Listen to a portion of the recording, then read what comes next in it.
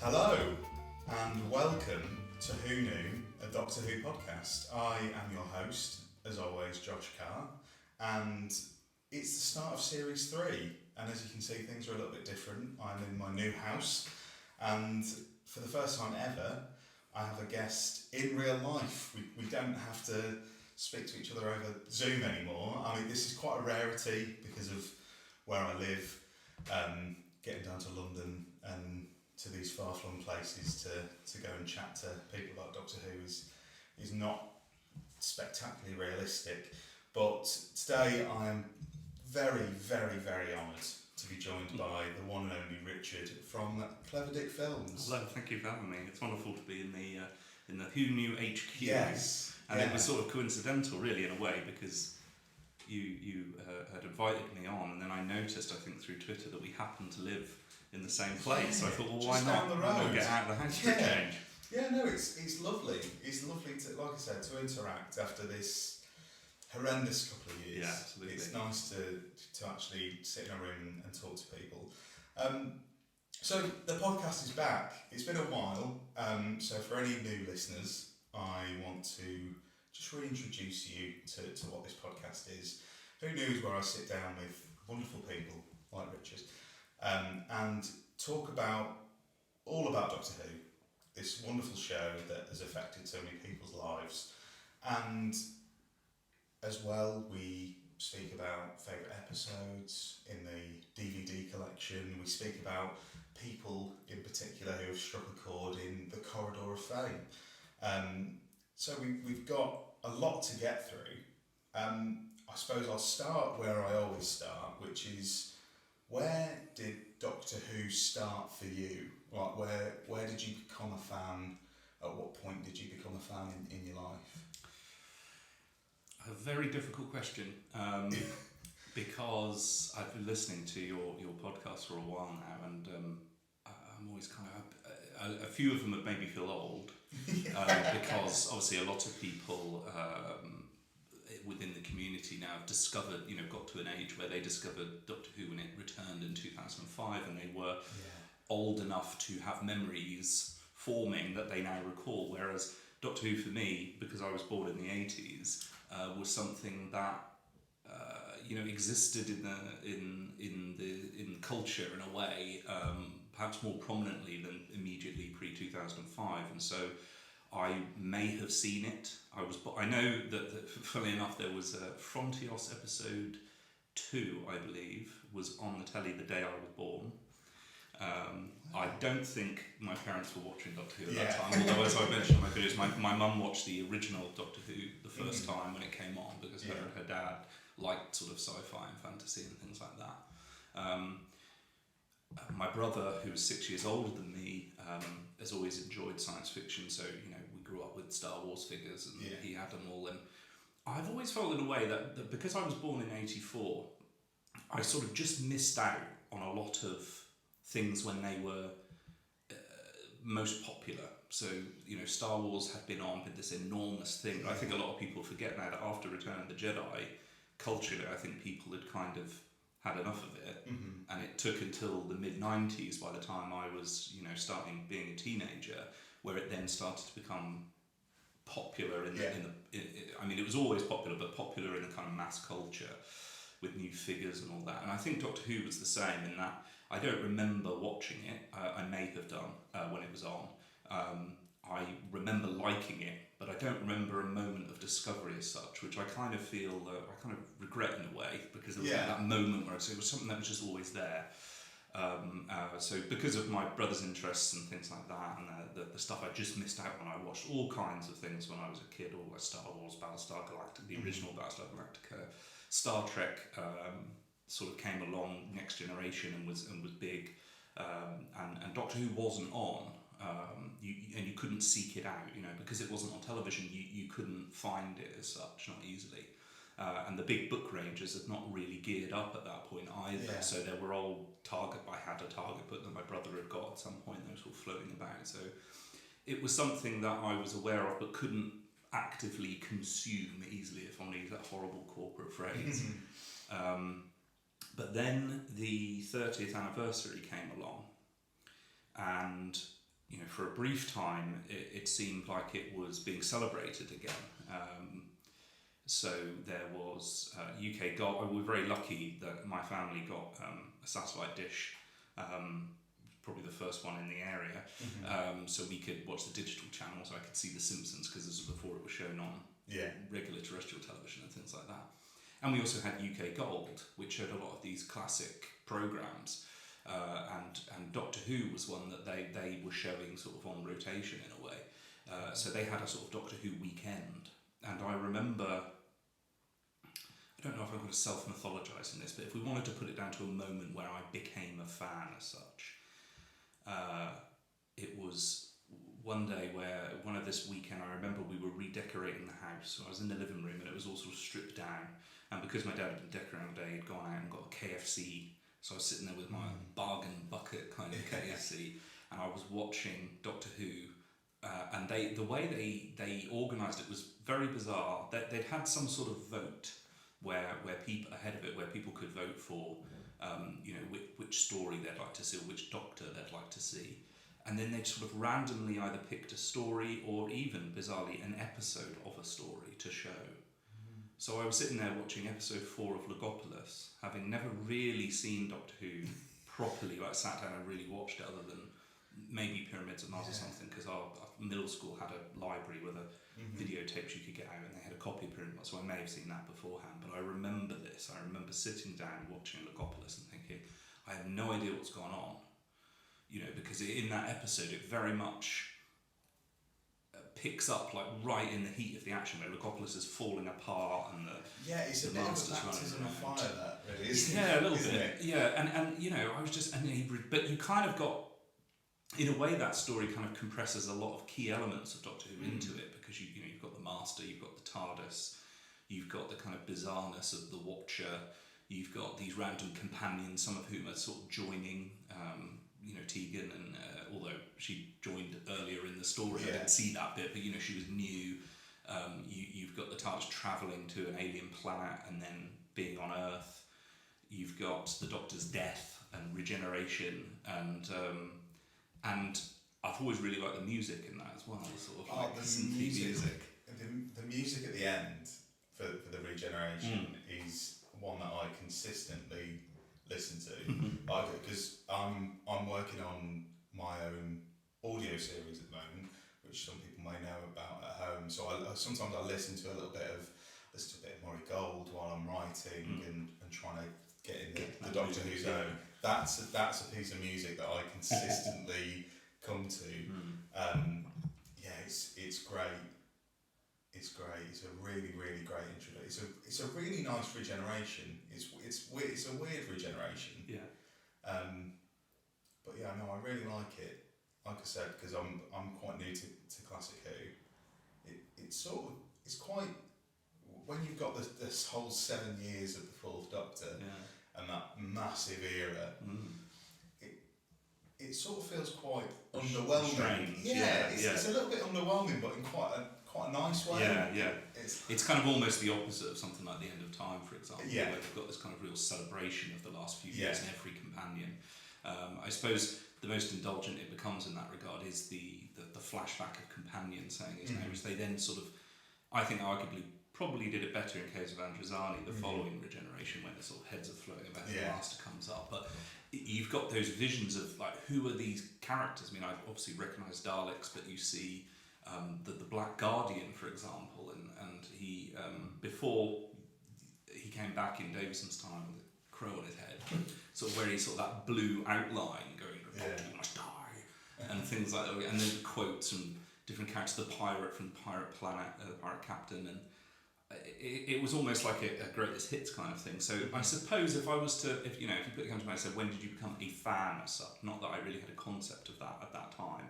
I think it was that weekend watching those episodes and then having a desire to find out more. But at the same time, and this kind of goes back, I was listening to your wonderful interview with Robert Shearman the other night, and well done for that, because that was honestly, that was one of the best interviews about Doctor Who I've ever heard. Thank you very much. It's probably not that I have favourites, and obviously this is fast becoming one of my favourites, but meant a lot to me. It really, really meant a lot to me being able to sit with Rob, and he is absolutely lovely. Yeah. He is exactly as lovely as you'd imagine him to be. I mean, I haven't had the joy of meeting with him or talking to him, but being a fan of his writing for so long, you know, listening to him and hearing him sort of, I was just nodding along to a lot of the comments that he was making in the sense of the way he thought about the show and about the appreciation of the show by different people as well. But he mentioned in that interview about how, I mean, he's obviously older than me, but Doctor Who was something that you had to kind of seek out, and it wasn't convenient to get. And in some ways, there's kind of pros and cons to both things, but in some ways that made it more exciting. Yeah. Because you did have to seek it out. But it was still a show, although it clearly struck a chord with me, I'd say it was still a show amongst other things that I enjoyed. I remember my friend and I in school, this was when I was probably about 10, you know, playing in the playground, imagining doctors. We used to write, bizarrely, this gives you an insight into my craziness, rather than writing my own Doctor Who fiction at the time, I created, I've still got it somewhere in the loft, it was like a guide to Doctor Who. So I imagined that Doctor Who had continued after 89 with me playing the Doctor, and then we would, this is a weird thing, we would, in the playground, we would do regeneration stories, where I would die fighting the Daleks, there's always the Daleks, and then I would regenerate into him, so I'd lay on the floor, and then I'd go, you know, and he would roll in, and he was the new Doctor kind of thing. So, and then I did this book, which was like a guide to the eras of Doctor Who that we'd fantasised in the playground, and I sort of broke down their personality and things, and then we had the TARDIS turning red for some reason at one point, which kind of brought back to me a little bit. There was a Big Finish story where the TARDIS splits into two, and you've got like a black and a white TARDIS at one point. There's Professor McCoy, and that's sort of I was sort of predicting these things. But yeah, sort of actively sort of, you know, and then because the 30th anniversary had been on, they started showing sort of odd stories on the BBC. They had a run of Planet of the Daleks with John Pertwee, which is still one of my favourite stories because of that nostalgic link.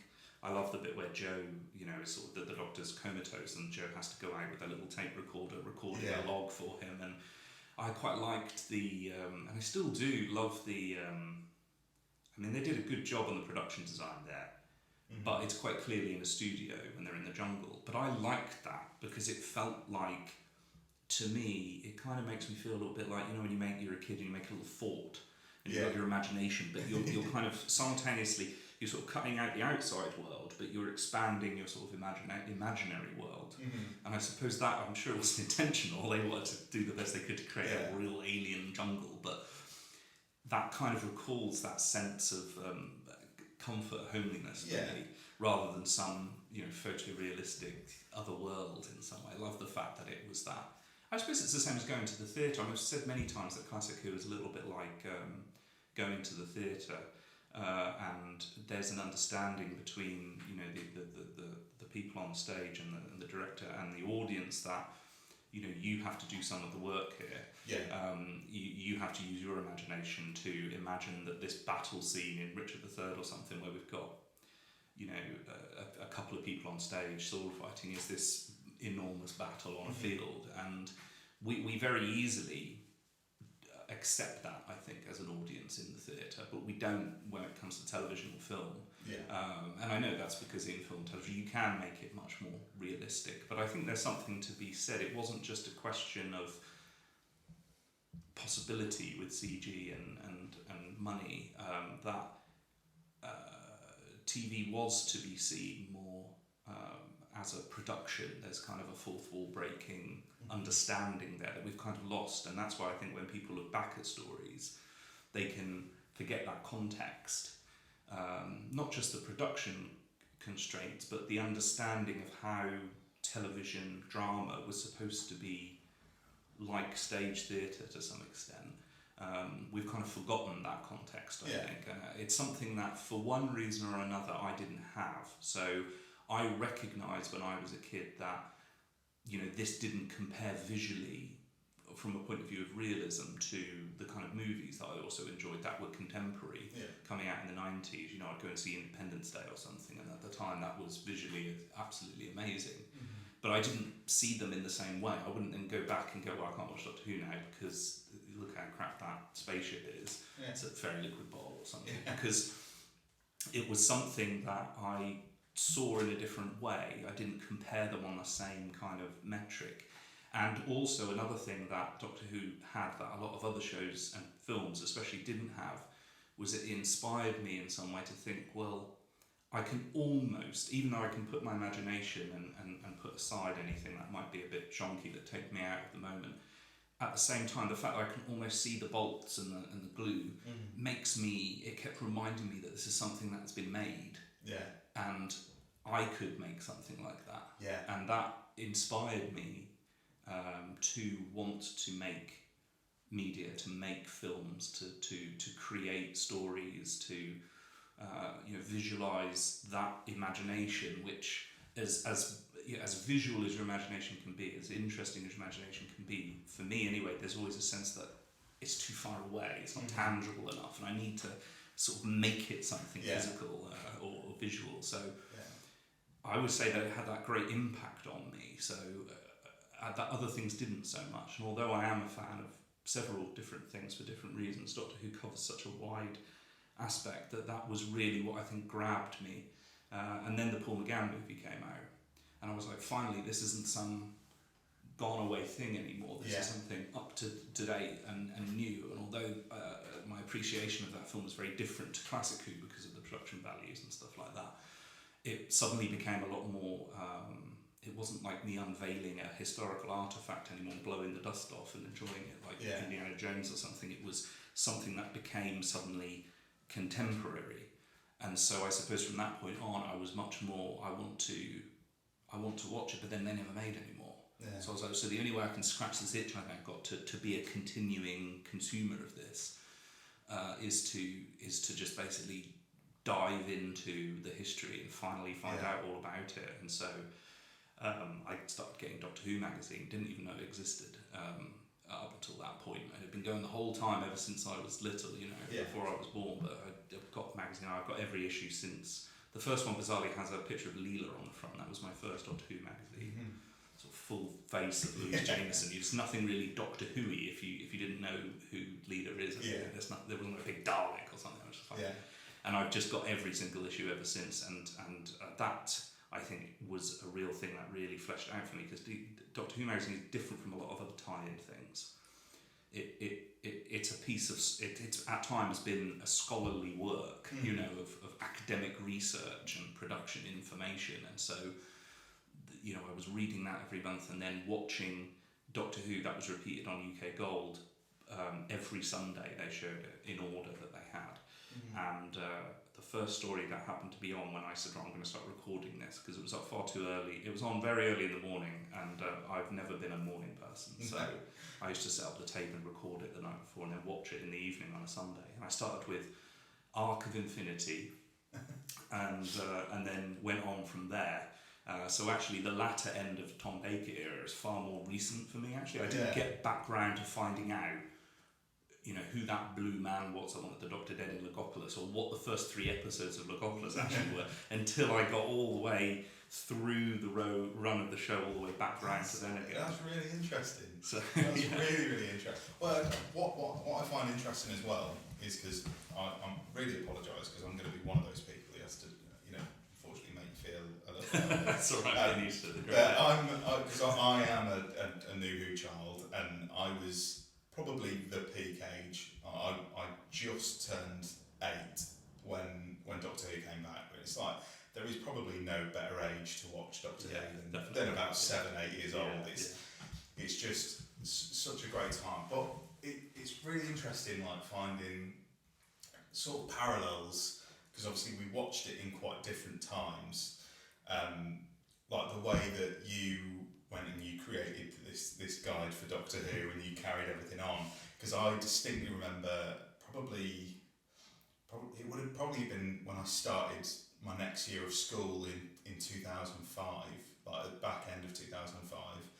I remember that being around about the time we first got a home computer as well. And then that's when I sort of discovered that Doctor Who wasn't a new TV show. I sort of found out that it had been on beforehand. It was a combination of that and little bits in Doctor Who Confidential where they'd mention it.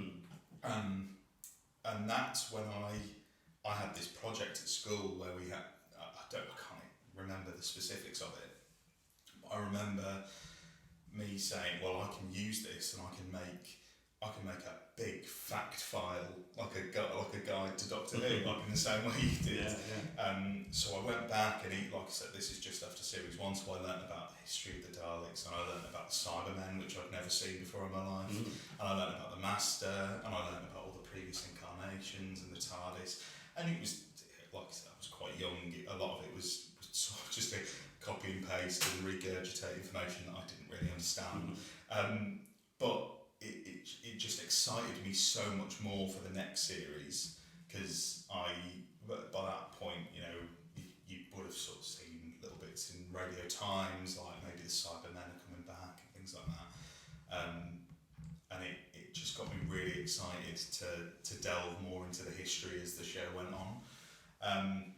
But yeah, like I think it's a nice parallel that no matter when we joined in, we sort of all did the same similar journeys into similar things. And I think that's one of the great things about Series 1, and the way that Russell T Davies approached it was that he didn't disrespect what had come before by rebooting it or reimagining it in some way. He didn't also use it as a crutch to prop up the show and make an audience that came to it feel like they couldn't watch it unless they'd seen all the previous eras of it. Yeah, it's a perfect balance. But it you know, there were enough references there, like the Cyberman head in Dalek, for example, and the references to previous, not as overt as later, but there was kind of pullbacks and little throwaway things, weren't there, to previous years, and lore, and that kind of could have spurred, I suppose, a lot of young people to go, let's go and find out about that, let's go and have that discovery, similar to what we'd done growing up. And I imagine, to some extent, Russell T Davies would have had when he was young, to some extent. I don't know exactly when he discovered Doctor Who, actually. I know he went off it a bit in the 80s, but you know, I mean, his era would have been sort of Pertwee, Baker, I imagine, wouldn't it? And he would have then gone out and found the ones as well, because at that time, you know, if you missed it, you know, you couldn't then watch it again. And so that was one of the things about Target novels, was reading these stories that they couldn't ever watch again. I was fortunate enough that I could see it, but I couldn't look it up online because we didn't have the internet at that stage. Certainly not in my house, we didn't.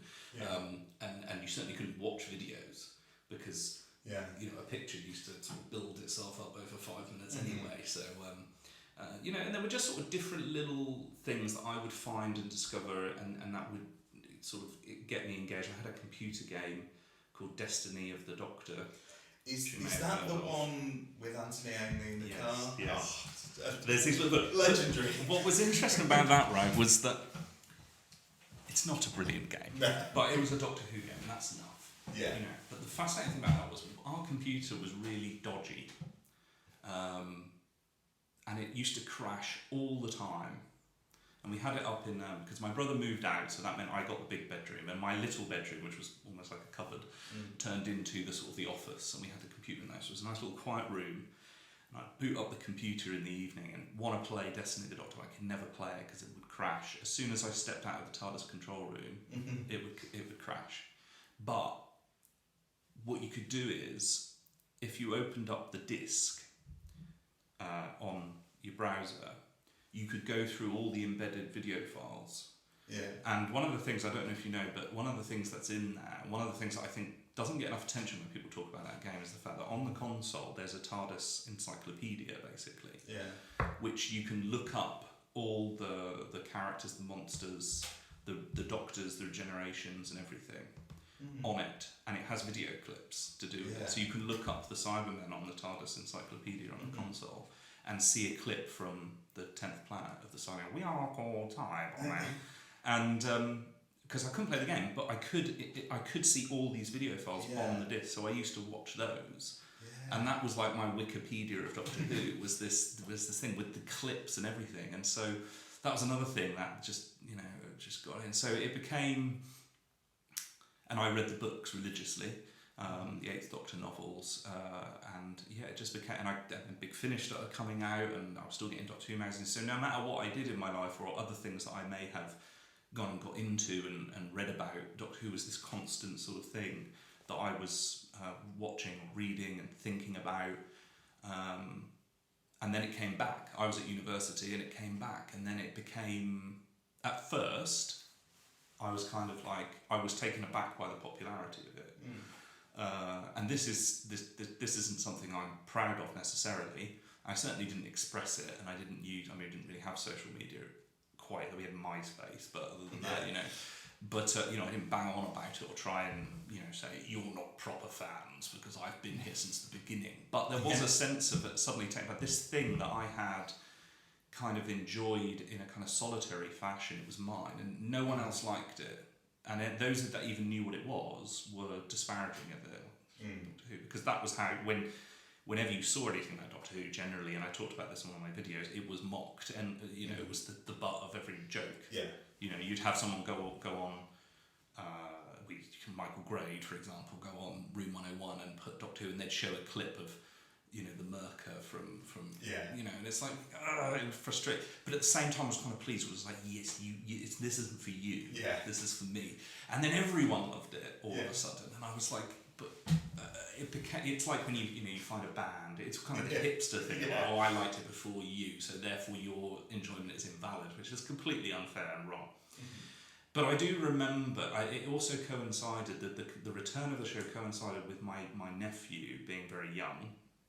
He would, well actually, when it first returned, he would have only been about 3, 2 or 3. But then as it got big with Tennant and all that, he was of the age where it just absolutely captured his imagination. When you think about that, like what people I think always refer to as sort of the peak would be, like, especially with the excitement, what I remember as a child as being like this, everybody, like I would go to school and all of the kids would be talking about it, and all of the teachers would be talking about it, and all of the parents would be talking about it.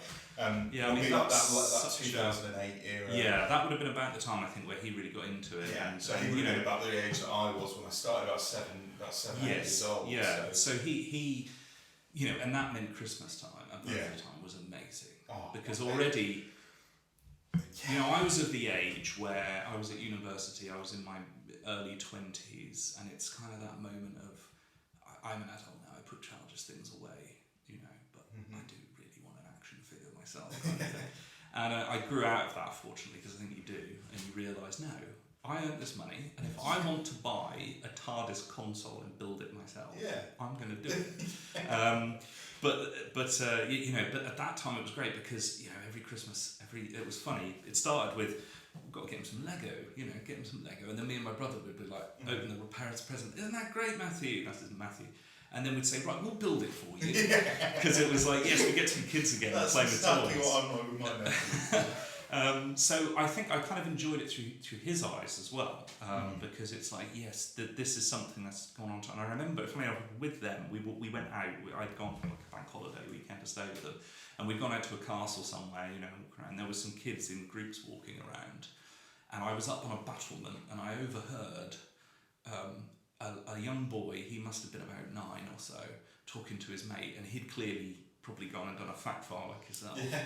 This was about 2006, because it was ahead of the Tennant series coming on, first series, and they'd just released the photograph of the new look Cybermen that were coming back. And I overheard him talking to his friend about the Cybermen and what they were and the history of them. And I just thought, this is amazing. Because a part of me was a bit jealous. I think that's what it was. I was a bit jealous because it was like, now you've got it, and it's present, and it's popular, and you don't have to be made to feel, or hopefully you don't, have to feel ashamed to be a fan of this shonky BBC sci-fi series, because there was this, no one ever told, I don't think anyone ever said to my face, like, you're a dork, but there was this cultural thing of, if you were a fan of science fiction, you were an anorak, and you had no friends. And there's still a bit of that prejudice today. Yeah. But one of the things that I'm not a very sociable person as such.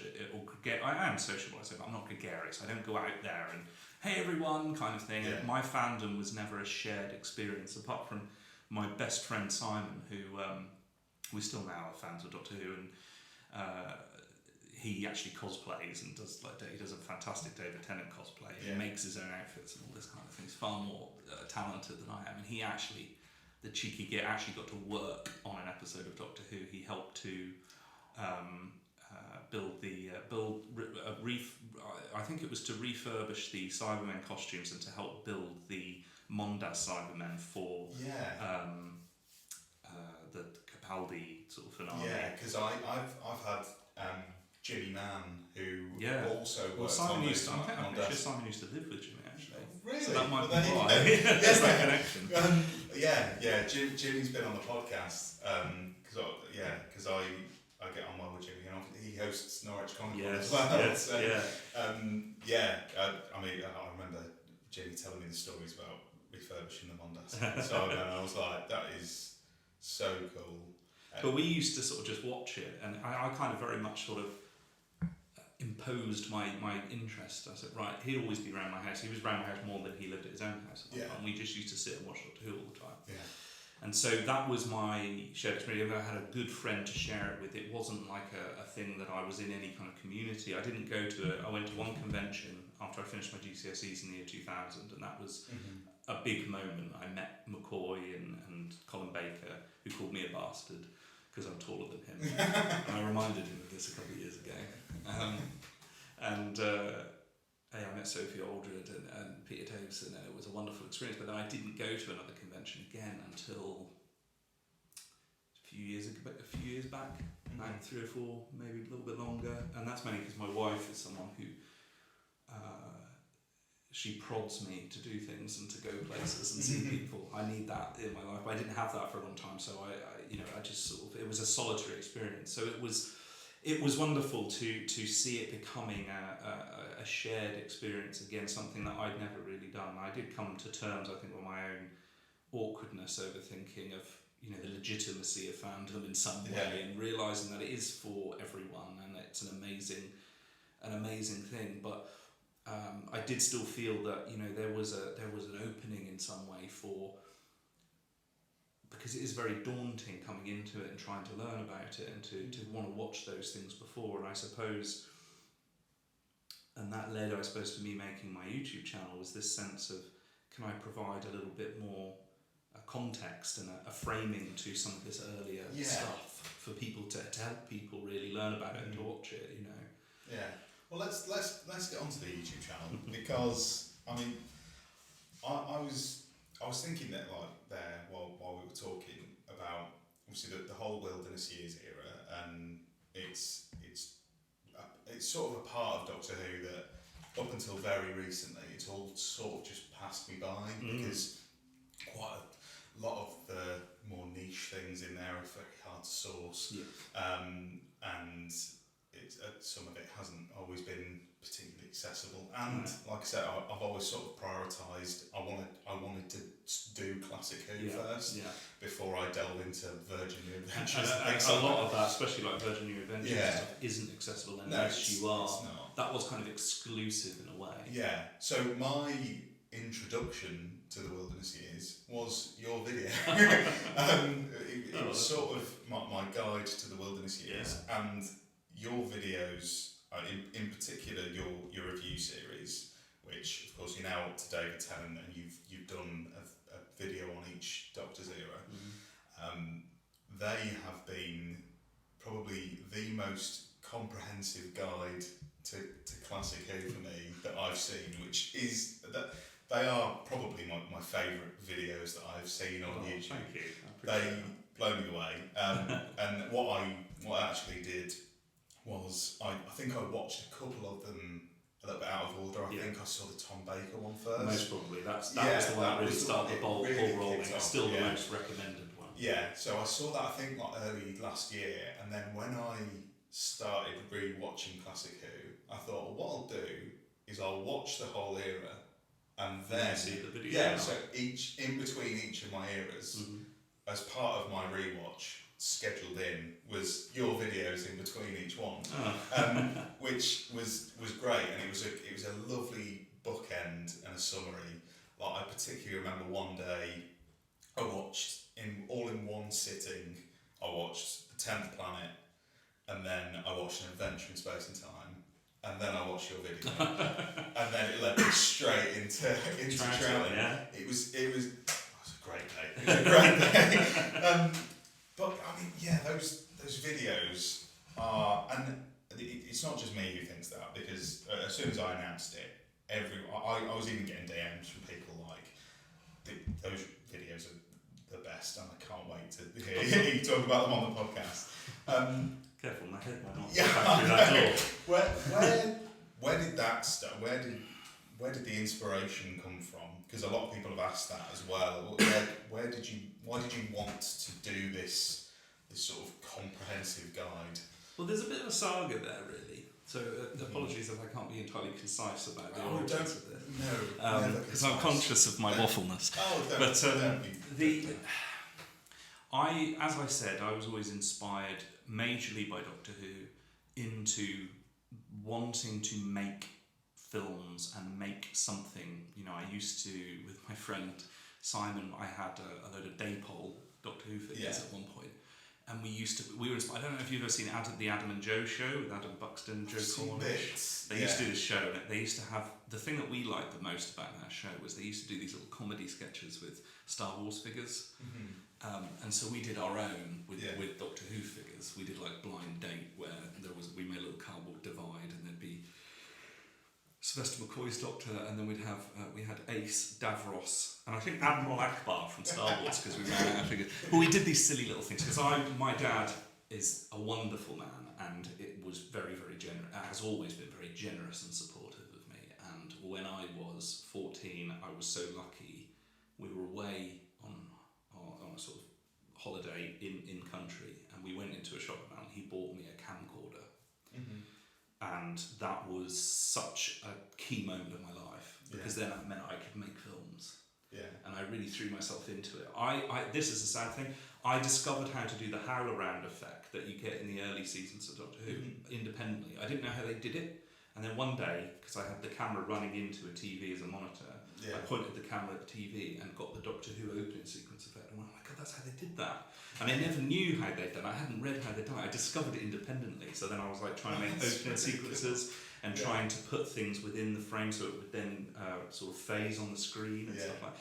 So it was an amazing time of my life of discovery. All of that stuff is terrible that I made. I did try and make some Doctor Who on my own, bear in mind, because I'm sort of amazed when I saw like Matthew Toffolo from Batman March making obviously he made his action figure videos, but he also did a little series when he was a lot younger. I think he may have been at college or something, where he was Tom Baker doing his good Tom Baker impression, and there was an Auton invasion. Clearly he got all his friends and colleagues, I think maybe some of his teachers as well, to do this film. And I thought, I wish I'd been as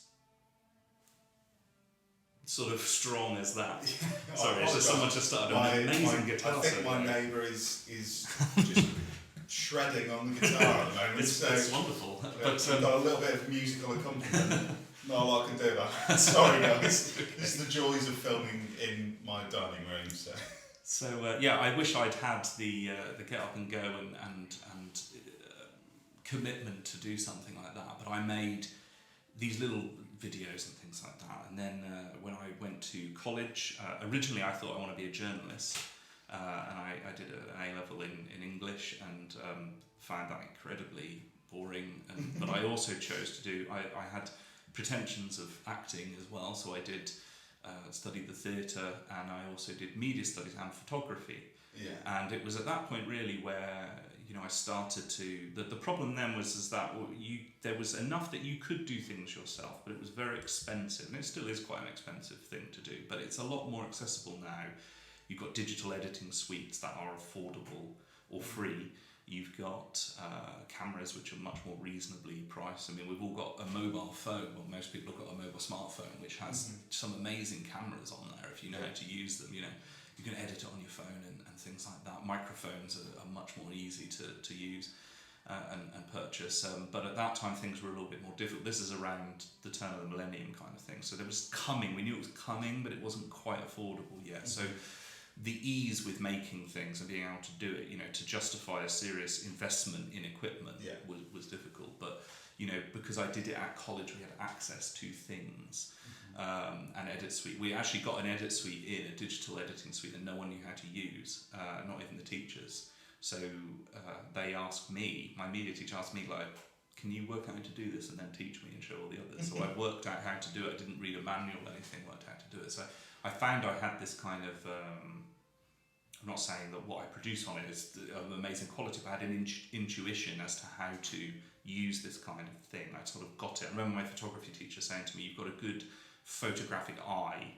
I didn't get all the technical aspects sometimes of cameras, but I knew what made a good shot, composition and things like that. And so that kind of spurred me on to go and study at university. Originally I thought, well, I'll go and do media studies as a degree, despite all what people say about it. But then I went to university, I went to an open day at the university I was interested in, and they were launching a new course called Film and Media Production. And I thought, that sounds right up my alley. Because it wasn't just film, it was photography and it was sound design as well. And so I did that for my degree, and then you think, right, now I'm going to go be a famous Hollywood director. So I left university, and then I realised that this is going to be a lot harder than I think it is, because I'd given up my pretensions of being an actor because I thought I can't, work as going to be very difficult to find. It's like Adam Martin was saying when you interviewed him before about how it's a tough life and you have to have a thick skin and you have to be really committed to it. And I didn't think I could do that with acting, so I sort of put that on the back burner kind of thing, and then promptly chose a similar career path for the same kind of thing. And I thought, I was very, very lucky though. I was lucky enough to go to university at the same time as a man called Greg Davenport, who is a director now of music videos and many things. He's made some music videos for the guy, big guy, Rag and Bone Man and things like that since, and he's gone on to be very successful. But we were friends at university, and he called me up out of the blue the year after I finished my degree and said, I need someone to come and help me out because I'm working for this TV channel. I was working as a runner, but all the production staff have just walked out and I'm the only one left. And the CEO has turned to me and said, you've got a degree in film and media, make my TV programmes for me. Now obviously the warning bells at that point should have been ringing for all involved, but he called me up and said, I can't do this on my own. And we'd worked quite closely together on our sort of final film that we made at university. So I went down there and I worked with him for a while at this TV channel, and it was a digital channel for the area. I won't go into great details about the thing itself because a few things I'm saying might come back to haunt me, but it was a fantastic experience. And rather than making cups of tea and running around for people and being kind of like, to everyone who's the people in charge can be quite dictatorial, we were catapulted into being essentially a co-producer, cameraman, sound recorders, editor, interviewer. We would do it. We'd suddenly, we hadn't earned that position, and suddenly we were in there doing that. The one thing we didn't have was any real creative control. The CEO of the channel had that, and with the best will in the world, he was not a creative person, he was a businessman. So what do businessmen do? They look at existing products, they see what makes that something that's successful, and then they replicate it. So we were making lots of just stuff that we didn't really feel strongly about. And a big watershed moment came when we were making a makeover show, but with a difference, the idea was. Again, we had no input in the creative thing, but it was a lady, and she was a lovely lady, but she was a local lady to the area, and she was, I'm not sure what her sort of role, her job title would be, but essentially she was someone who did a lot of aromatherapy and style advice and things like this, and she was the host of the programme. But the CEO wanted the makeover show to be a bit more worthy than just look at this uggo, let's change the way they look and suddenly everyone thinks they're beautiful. He wanted it to be more than that, which was laudable, but at the same time it was exploitative, as I'll come back to, because the first contestants, if you want to call them that, on the show was a mother and her daughter, and her daughter was sort of late teenage. And what had happened is that they both suffered a great trauma where a few years previously, because I always remember the interview we did with the mother, and we had the cameras up, and the lady was talking to her about what it was that had happened to her, and she said that she was at home one day, she's a single mum, and her daughter was coming home from school. She walked home from school. She was in the living room, suddenly all these ambulances went past the house, and she had a sinking feeling of realisation something's happened to her daughter. And it turned out that her daughter had been run over on the way home from school. Now, fortunately, physically, she was fine. She went to hospital and had, obviously was treatment, and she recovered. But it left her with a lot of psychological issues, OCD and things like that. And the mother was talking about this. And it was clear that this happened a few years previously, and she was a very, very strong woman. But it was clear that life had been a strain for her, and her voice she wasn't emotional, because to her she had dealt with it. It was dealt with, and it was certainly not our place to scratch open scabs to those wounds. You could tell her voice was strained, though. We watched the footage back with our CEO, who wasn't present when we filmed it, and he was like, "This is amazing, this is great, but you really should have said something to her that would have made her cry, because that would have made for better television." And in that moment, I thought, it wasn't just that incident, but I thought, this is my career, this is what I'm going to be doing. Because I wanted to work on Doctor Who. And maybe I could have gone and knocked on every door at the village while they were filming Doctor Who location and all that, but I'm not that kind of person. I was like, you apply for a job, you put your CV, you have an interview, you get the job. I'm not the kind of person who can just go, here's a job, and work my way in, I'm just not that kind of person. No. And I thought, what I'm going to end up doing is, because the majority of television output, certainly at that time, because this is 2007, something like that, this is what television is. It's X Factor, it's this, it's, marry, snog, avoid, it's that's what I'm going to end up doing. And I don't want to do this because I'm exploiting people for money. And it's not even my money, because they paid me nothing, really, almost nothing, less than minimum wage. And anyway, so that was a pivotal moment, because I quit that day. And I'd like to say it was like, you are reprehensible, and I marched out. I didn't. I crept away at dead of night and never went back. And I spoke to my mother, and I said, I just don't know what to do. I want to make films, but I don't think I can do this. And we were talking, and she said, look, you have always been someone who, you need to care about what you're doing, and you are someone who, when I was little, being the youngest son, whenever there was talk, because people would talk over me because I'm little and annoying, I would get up and start talking to the room. It was incredible. And it had been obvious to my mum since I was little that what I was destined to be was a teacher. And then I know, of course, the old adage, you can't do it, teach, which might come across a little bit. I gave up and ran into teaching. But I chose to be a teacher, and I thought, very naively, because at that point the media technology had advanced a bit, I thought, I'll be a teacher, 9 to 5 job, and then in the evenings I will make films, and I will put them on YouTube, because I can do that now. I can make my own stuff, and I can get it out there. Because that was the thing. I mean, one of the things that may have helped, I don't know, I haven't met him or spoke to him, or I'd like to, with Matthew Toffolo, was that he had an audience that he could show those things to, where it was just me when I was making videos. No one would ever see it from my mum. So that kind of perhaps gave me less of a motivation to do something, because I couldn't get out there. But I thought, I couldn't do that.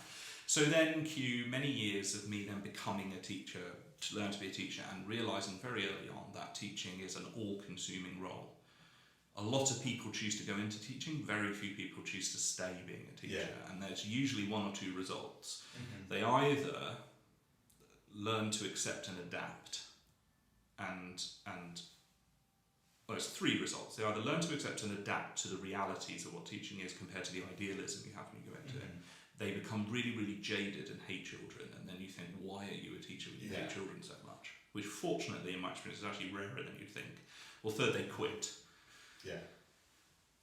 And teaching was all-consuming for me, and it was something that I loved, because when I did my PGCE, which is the qualification that one does to become a teacher, or one of the things you can do to become a teacher, I realised that this is something I really, really care about and I really love. And when you feel like that, it will still work, but you're willing to put many, many hours into it. I had very high standards for myself, and I did very well on it. I really succeeded. I felt that was the first thing I ever really felt proud of academically that I'd done. And then I became a teacher, and it's all consuming. You know, when they say marking, I'm an English teacher as well, so there's a hell of a lot of marking and planning, and I wanted things to be perfect. You know, I moved, I did my degree in Sheffield. I then randomly did my PGC at Exeter. I lived in Penzance, which is about as far from here as possible without travelling across the sea. And then I came back to where I'd grown up, and I got a job at a local school, which I still work at.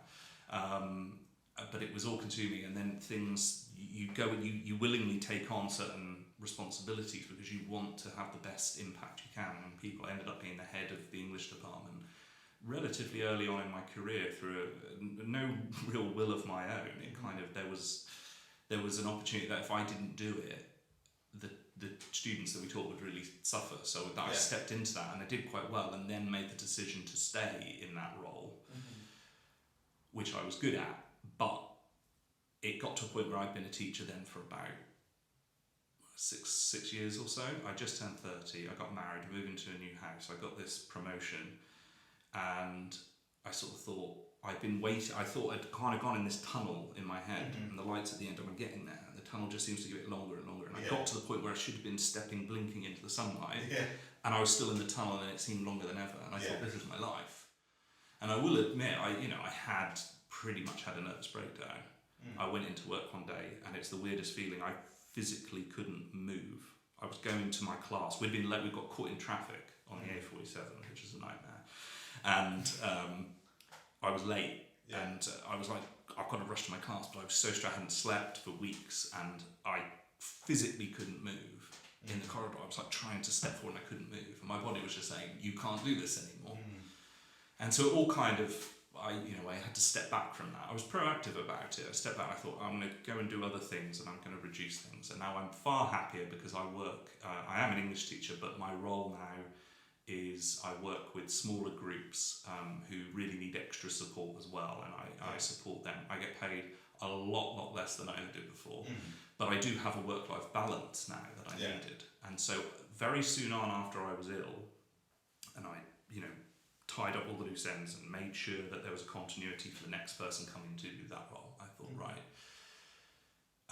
I will now do, what am I going to do? Because a part of me was like, I'm not getting the opportunity to do any of these things that I plan to do, that I really want to do, because I love filmmaking, I love media stuff, and although I love teaching, it wasn't scratching that itch that I'd had since I was really little. And so I had been watching Doctor Who. It got to a point where I'd always been buying the DVDs, but they came out in higgledy-piggledy order, more so than the collection sets, because at least you get a whole season then. This was like you get one, and obviously I didn't have money. One of the benefits of having a full-time job was I had money to spend disposable income. So I got I got to the point where I knew that with one or two extra purchases, I could now watch all of Doctor Who from the beginning to the end in order, and fill in the gaps that I might have as I went. And so I'd sat down, this was before I'd started watching Doctor Who again from the beginning, and it took me several years. And along the way, I'd seen it all before, but I'd never seen it in order. Along the way, I was reading, extra things, and a bit like you watching and then watching one of my videos. It was like I was reading like a summary of that era and things like that, and seeing what I thought. And I thought, when I started to think I want to do some media, what can I do? I'd been looking on YouTube for other documentaries and things that people had made, and I didn't find what I was looking for. And I thought, well, why don't I just make it myself? So I sat down one day, and I just wrote an introductory script, and I said, I've got this plan to do a video for each Doctor, and I recorded it, and I wasn't sure if it would work. I didn't know about the legality of using video clips and things like that, and that's maybe why I couldn't find what I was looking for. And uploaded that, and it worked, and I didn't get like 1 billion views or anything, but I thought the BBC allowed it with the proviso that I couldn't monetize it, which I was okay with because I loathe advertising anyway, and I didn't want adverts propping up in the middle of my video and interrupting the flow. Not that they're I'm not like Hitchcock or someone, but I just didn't want that. find it very obnoxious. So I started. I thought, right, now I'm going to go and do these things. So I just started doing it and seeing what I could get away with, and seeing what if I could visualise what it was I had in my head for how this documentary would flow. And then as I went on, as you say, I'd done it for about a year when I did the Tom Baker one, and at the time that was the most ambitious one, and it just picked up traction just because of Tom Baker, I'm sure, and the fact that the Fourth Doctor's so iconic. A lot of people who were seeking out info on the early eras of the show would go there. Yeah. And it still to this day is it is the most viewed on the channel, and it continues to be, it gets a steady stream of views every single day of people finding it and then seeing the rest of my series through that. And it just started to snowball, really. People, it's kind of I never tried to exploit any kind of algorithm or use any kind of didn't try to jump on any bandwagons, because I had an idea for what I wanted to do and what I wanted to see. Yeah. And I was thinking, it was kind of like, build it and they will come. It was not like, I'm not saying I didn't care if anyone didn't see it or something. Of course I wanted people to see it, to appreciate it. But I wanted it on my terms. I didn't want to exploit some algorithm to try and get views. And I'm very, very proud and very pleased that it has been enjoyed by so many people, and I can, as much as possible, balance my passion for teaching and for supporting young people with my passion for making films and doing something that's informative and entertaining. I don't think I'm necessarily moving the discourse of Doctor Who onwards by the points that I'm making. They're not exactly hot takes in any way. It has, I must admit, as it's gone on, it's become more. I was never quite sure exactly what I was doing, in the sense of, what is this? Am I doing a guide? Am I doing a review? Am I doing my opinion? And it's kind of a bit of all of it, but it has become more like a guide to the background and the context of things. Because I revisit them a lot as well. I think that's one thing. Again, your head's going to get bigger, but just another testament to you is that there's some videos that people make, and some incredible stuff that people make on YouTube about Doctor Who that I watch, and I'll probably just watch it once and then remember it. But there's something about these that they've become quite a comfort for me, to be honest. While I've been decorating this money pit, I've had them on in the background quite a lot. Just because when I'm gearing up towards a new series, I'm like, I need to get back in away from the house mindset and back into the Doctor Who mindset, and remember half of the things that I've forgotten in the past 4 or 5 months where I haven't been doing this. Just sort of refreshes things. But I would go back to them all the time. Like, even when I've actually gone back to them a few times while I've been writing the scripts, just to sort of like, I was like, maybe there's a little Easter egg that I could put in there, and I was like, I feel like Richard mentioned something like that, and then I go back to your video and I'll have a little look through. I revisit them a lot as well, which I think again is a testament to them. They're so comprehensive. I mean, because obviously they take you quite a long time. It is a lot of an investment of time in particular, because it's difficult to balance, because I do the whole thing myself, and I'm pleased with that. I like doing that. I like having a finger in all the pies, bit of a megalomaniac in that sense, but it's also just to prove to myself that I can do those things and I can improve on those things. I write it and then do the voiceover, and then I edit the sound, and I do all the video, and I don't film stuff necessarily myself, but there are opportunities from time to time I come up with to do something a bit more creative. Certainly when in that Wilderness Years video where I talked about the other and the new adventures, I thought this was a great opportunity to tell this story in a little way, and I was quite pleased with how I managed to, you kind of almost create kind of 2D animation in some respect for it, and so I look for those opportunities to do things, but it's partly about the can I do it, can I get away with it kind of thing, but it's very gratifying to have people say that it brings them comfort as well, because that's something that the show brings to all of us, and so to get that essential ingredient into a commentary on the show, I think is quite pleasing, and I'm quite proud of, because so much commentary these days seems to be about exercising hate and dwelling on things that are bad.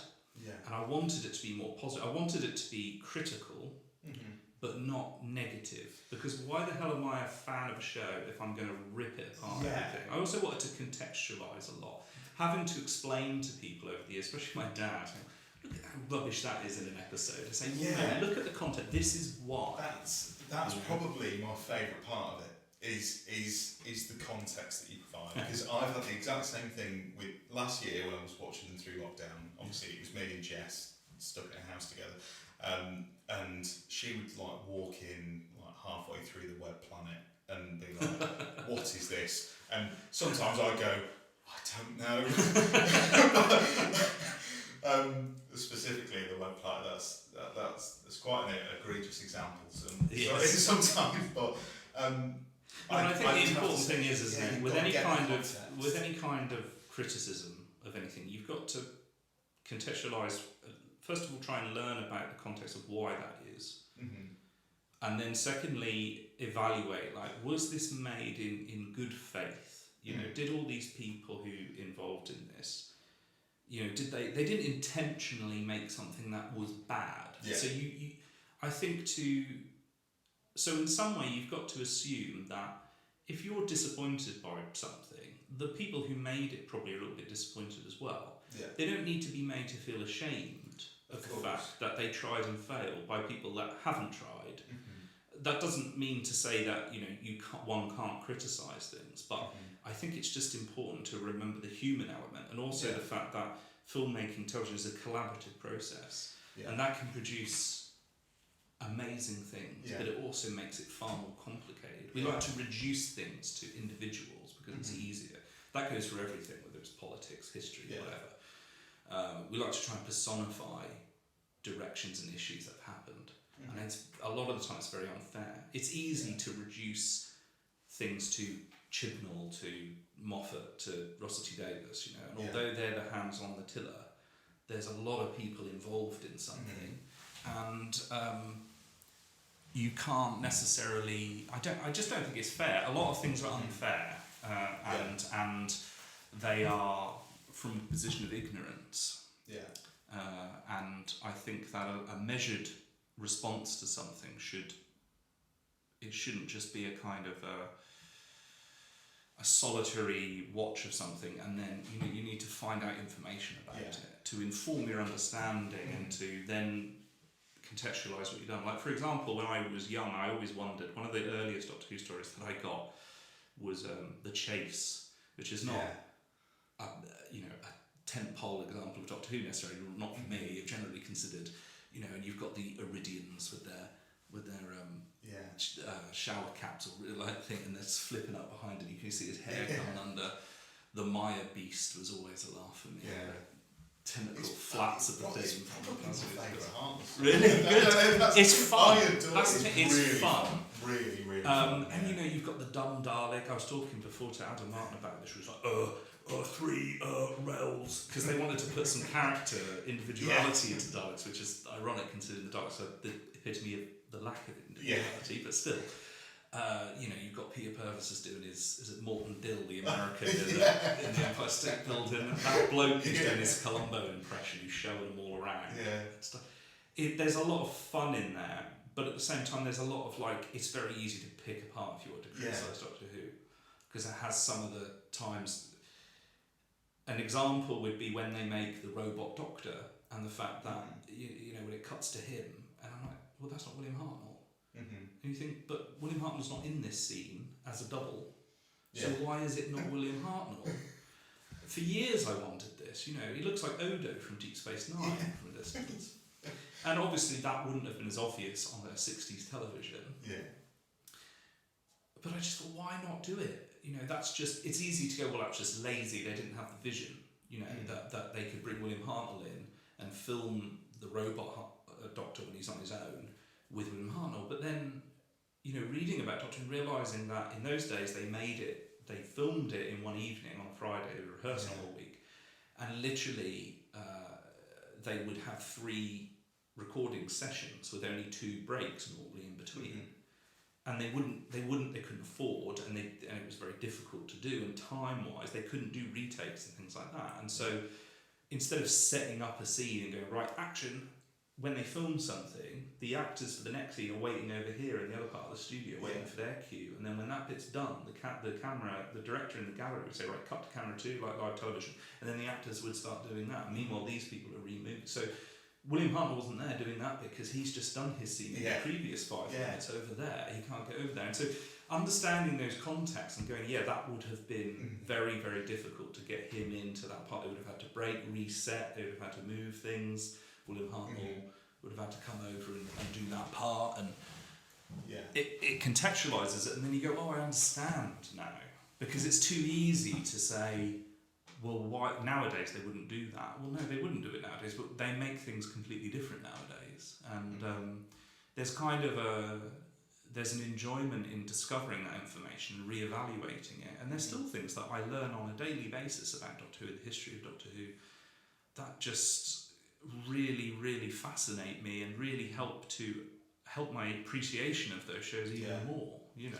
Yeah, that's something that I always try as well, is that, you know, I always want to, I always appreciate Doctor Who. I always find it really hard to look at Doctor Who subjectively and objectively and review it, because I love all of Doctor Who.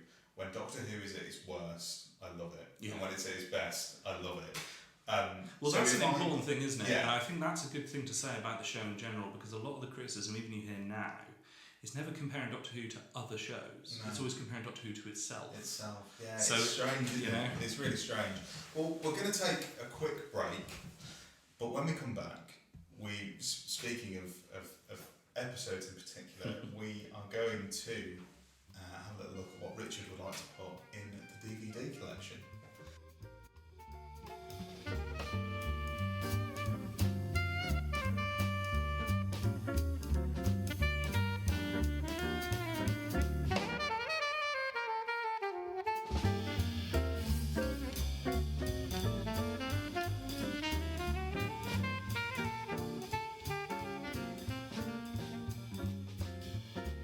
Welcome back to Who Knew, the Doctor Who podcast. I'm still your host, Josh Carr, and I'm still here with Clever Dick Films, Richard.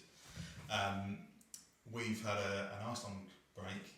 We went on a few tangents there, didn't we, actually? Well, it's like you say, it's nice to actually be in a room and talking with someone, especially about Doctor Who. Normally I just go on at my wife, and she's wonderful, an incredible human being, the best human being. Yeah. But she doesn't necessarily share my enthusiasm for long debates about Doctor Who. She'll listen to them. A lot of regular listeners will know that Jess is the same. Unfortunately, she likes the odd episode, but you know, I can't go into the complexities of the timeless child with her. She's not going to know what's going on there. But let's continue on, because we have one of my favourite moments of the podcast. We have a little trip over to the shelf, which very soon will become an actual shelf behind me, which is quite exciting. When I have my new setup upstairs, which you might see in the next episode, who knows if I've organised my things. But let's take a trip over to the shelf and have a little look at what Richard is going to put in the DVD collection. By the power of Grayskull. The Unicorn and the Wasp, or Love and Monsters? Which one do you think I'll prefer? No, I mean, which one do you want to watch first? You are pulling my leg. You know, when anyone says to choose something from Doctor Who, you know, there's so much, isn't there? There's 60 years of material, really. And I considered what had been chosen before. It would be easy for me to go for, say, Remembrance of the Daleks, because, as I've said before, if I really had to single out a Doctor Who story that I love, that's the one, for numerous reasons. So I was quite pleased that Adam Martin chose that one because it meant I had to think about it a little bit more. Yeah, well, I mentioned too that I think we're now like 3 episodes on the trot, because I imagine, obviously I don't want to assume, I'm pretty sure Sophie Aldred mentioned that she would have put Remembrance in. Yeah. So I think we've now like 3 episodes in a row where people nearly put Remembrance. Well, it's so iconic, isn't it? And I have chosen an iconic Doctor Who story. It is also, I was guided somewhat by the gaps in the collection so far. And I think there needs to be a more representation of some earlier Doctor Who. So I was thinking 60s Doctor Who. Nice. I was thinking of things like Marco Polo, which is one of my favourites, although it's very difficult to talk about that because it doesn't exist as such. But then I thought, because I've been spending a great deal of time recently preparing a video on the Brigadier, which should be coming out soon. And also it has recently been re-released for a reappraisal, so to speak, but I'm plumping for The Web of Fear.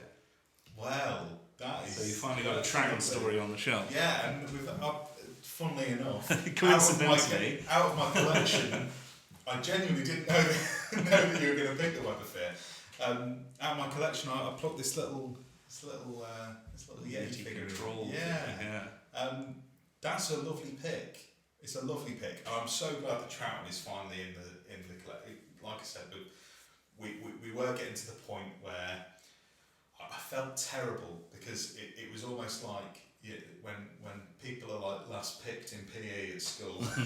I was like, oh, it's Pat and Colin and Jodie haven't got any episodes. It does surprise me that Troughton doesn't have one, even over the other 2 Doctors there, because obviously it's such an iconic era and such a foundational era for what's gone beyond. But at the same time, I understand that obviously a lot of guests are going to pick stories that mean a lot to them from their childhood. Yeah. And obviously that's going to be Eccleston for a lot of people.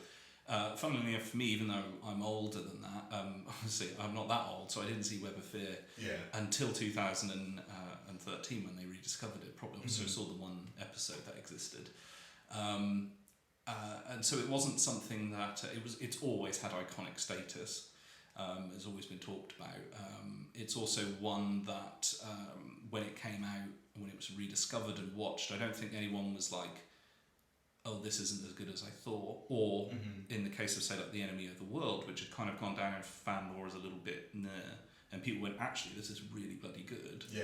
The Web of Fear was just like, yes, we know how good this is, and it is as good as it is. Yeah. But what's wonderful about watching it again, and I chose it partly not so much because it's one that I loved when I was younger or something. It's because I recognise how good it is for numerous factors, but importantly, and this is something that I talk about in my latest video. Obviously, it's the introduction of the Colonel, Lethbridge Stewart. Yeah.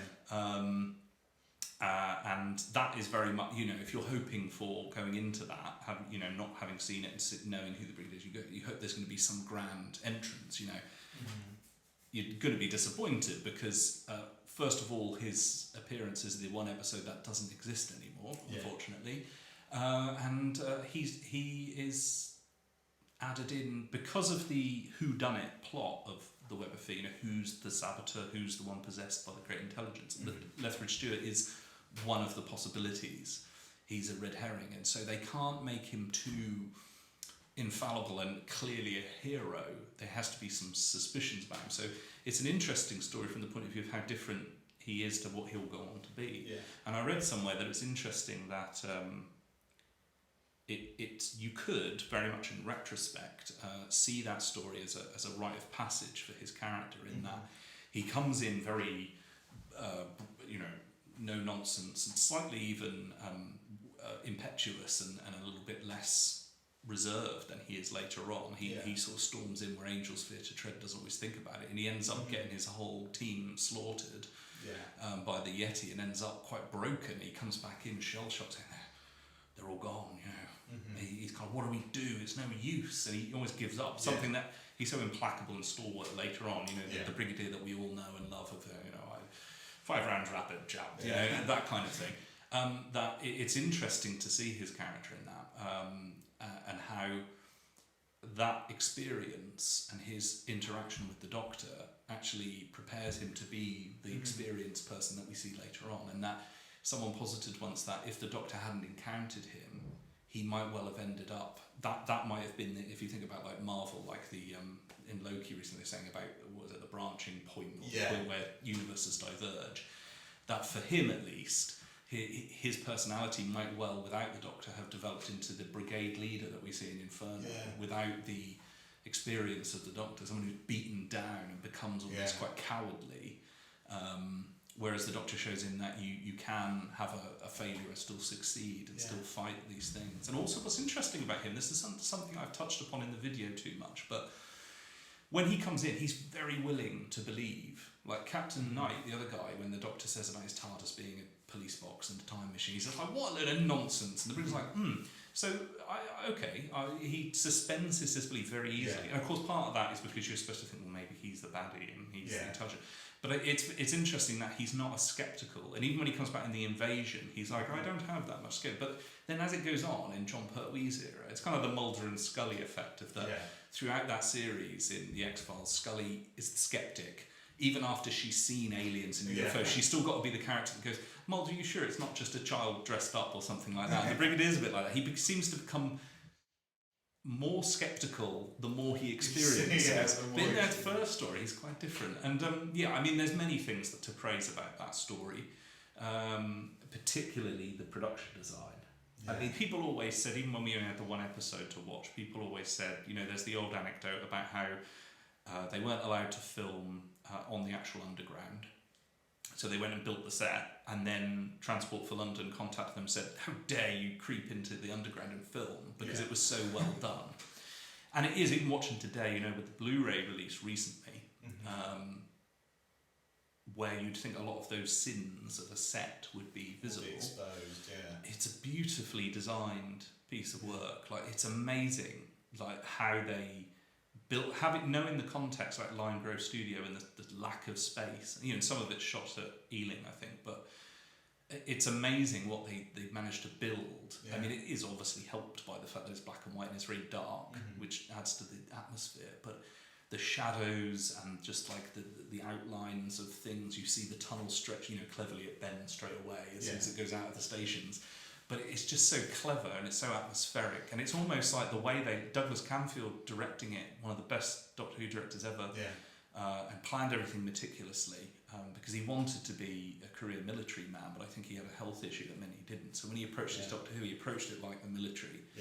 And of course, it's a story with soldiers in as well, so you know it's going to be authentic. Having a few people in my family who've been in the military, including my older brother who was in the parachute regiment, and there's paras in the story, or at least they're wearing the cap patch, because this is before unit as such became, they're just soldiers as such, brought in to deal with it. But the authenticity of, first of all, they wear their uniforms properly. Sometimes actors, don't know how to wear a beret, they just have a mushroom on their head. And obviously these actors have all done national service, so they know what it's like to be a soldier, but you can tell that there's an authenticity to the soldiers, the way they talk and act, and deal with things. There's Courtney is absolutely spot on straight away as an officer in command. So much so, there's an anecdote that I've mentioned in my video, when he came to do the invasion, he was so convincingly brigaderial, if that's a word that I'm coining, that some of the real soldiers who they brought in to be extras, one of them turned to his officer and said, should I salute Mr. Courtney, because he's a brigadier? He's very convincingly a leader, and it's brilliant. It's just a brilliant story, and I love it visually. It's a very cinematic story. It doesn't feel. It's one of the few Doctor Who stories from that period. I say, and I laud virtuously the fact that Doctor Who at that time is very different to now and television, in that it was like a stage play. There is an expectation to use your imagination, and that is not to excuse it. Actually, I think that's something to applaud, because it's a different type of television. But in that story, it's so realistic to some extent. You don't have to do that so much. The atmosphere and all the peril of the story is very much there. I think the Yeti look fantastic. They're not as cuddly as in the Abominable Snowmen. The filming at Covent Garden, when they have the shootout with the Yeti in that battle, is a brilliant scene. And this is why that story is so significant, because it is very much the template of what was going to happen over the next few years. That was Doctor Who of the first 4 years or so of the 70s. that's what it was going to become, and it's based purely on the success of that story. The Yeah. Invasion was very much a remake of that story, but it was also with when they wrote that and produced that, they very much had in mind, this is what we're going to do next year. So it's very much a dummy run for the 70s era. But the Web of Fear was just kind of like they didn't make that with the intention of trying out things. It just worked brilliantly. And so it's just a wonderful, wonderful story. And also, I think it's a fantastic story that exemplifies what's brilliant about Doctor Who in the sense of how it can be like a smorgasbord of weirdness all gelled together. I mean, when you think about it, this is a story, if you forget about Doctor Who for a minute and just think about movies and theatre and television, it's a story set on the London Underground that's been invaded by robotic yetis that carry guns that spray cobwebs at people. Controlled by an incorporeal entity from outer space, who's trying to steal the brain power of and body of an alien, even though it's not clear that the Doctor is an alien at the time, but an alien who travels around time and space in a police box. It's just bizarre. It's crazy. It's insane. You sort of have this with a lot of stories. If you stop and you think about it, outside of the context of Doctor Who, it's very unusual and unique, isn't it? And they're not dwelt on as such. It's just you get in The Abominable Snowman, that kind of way. If there's Yeti, we're in Tibet or Wales.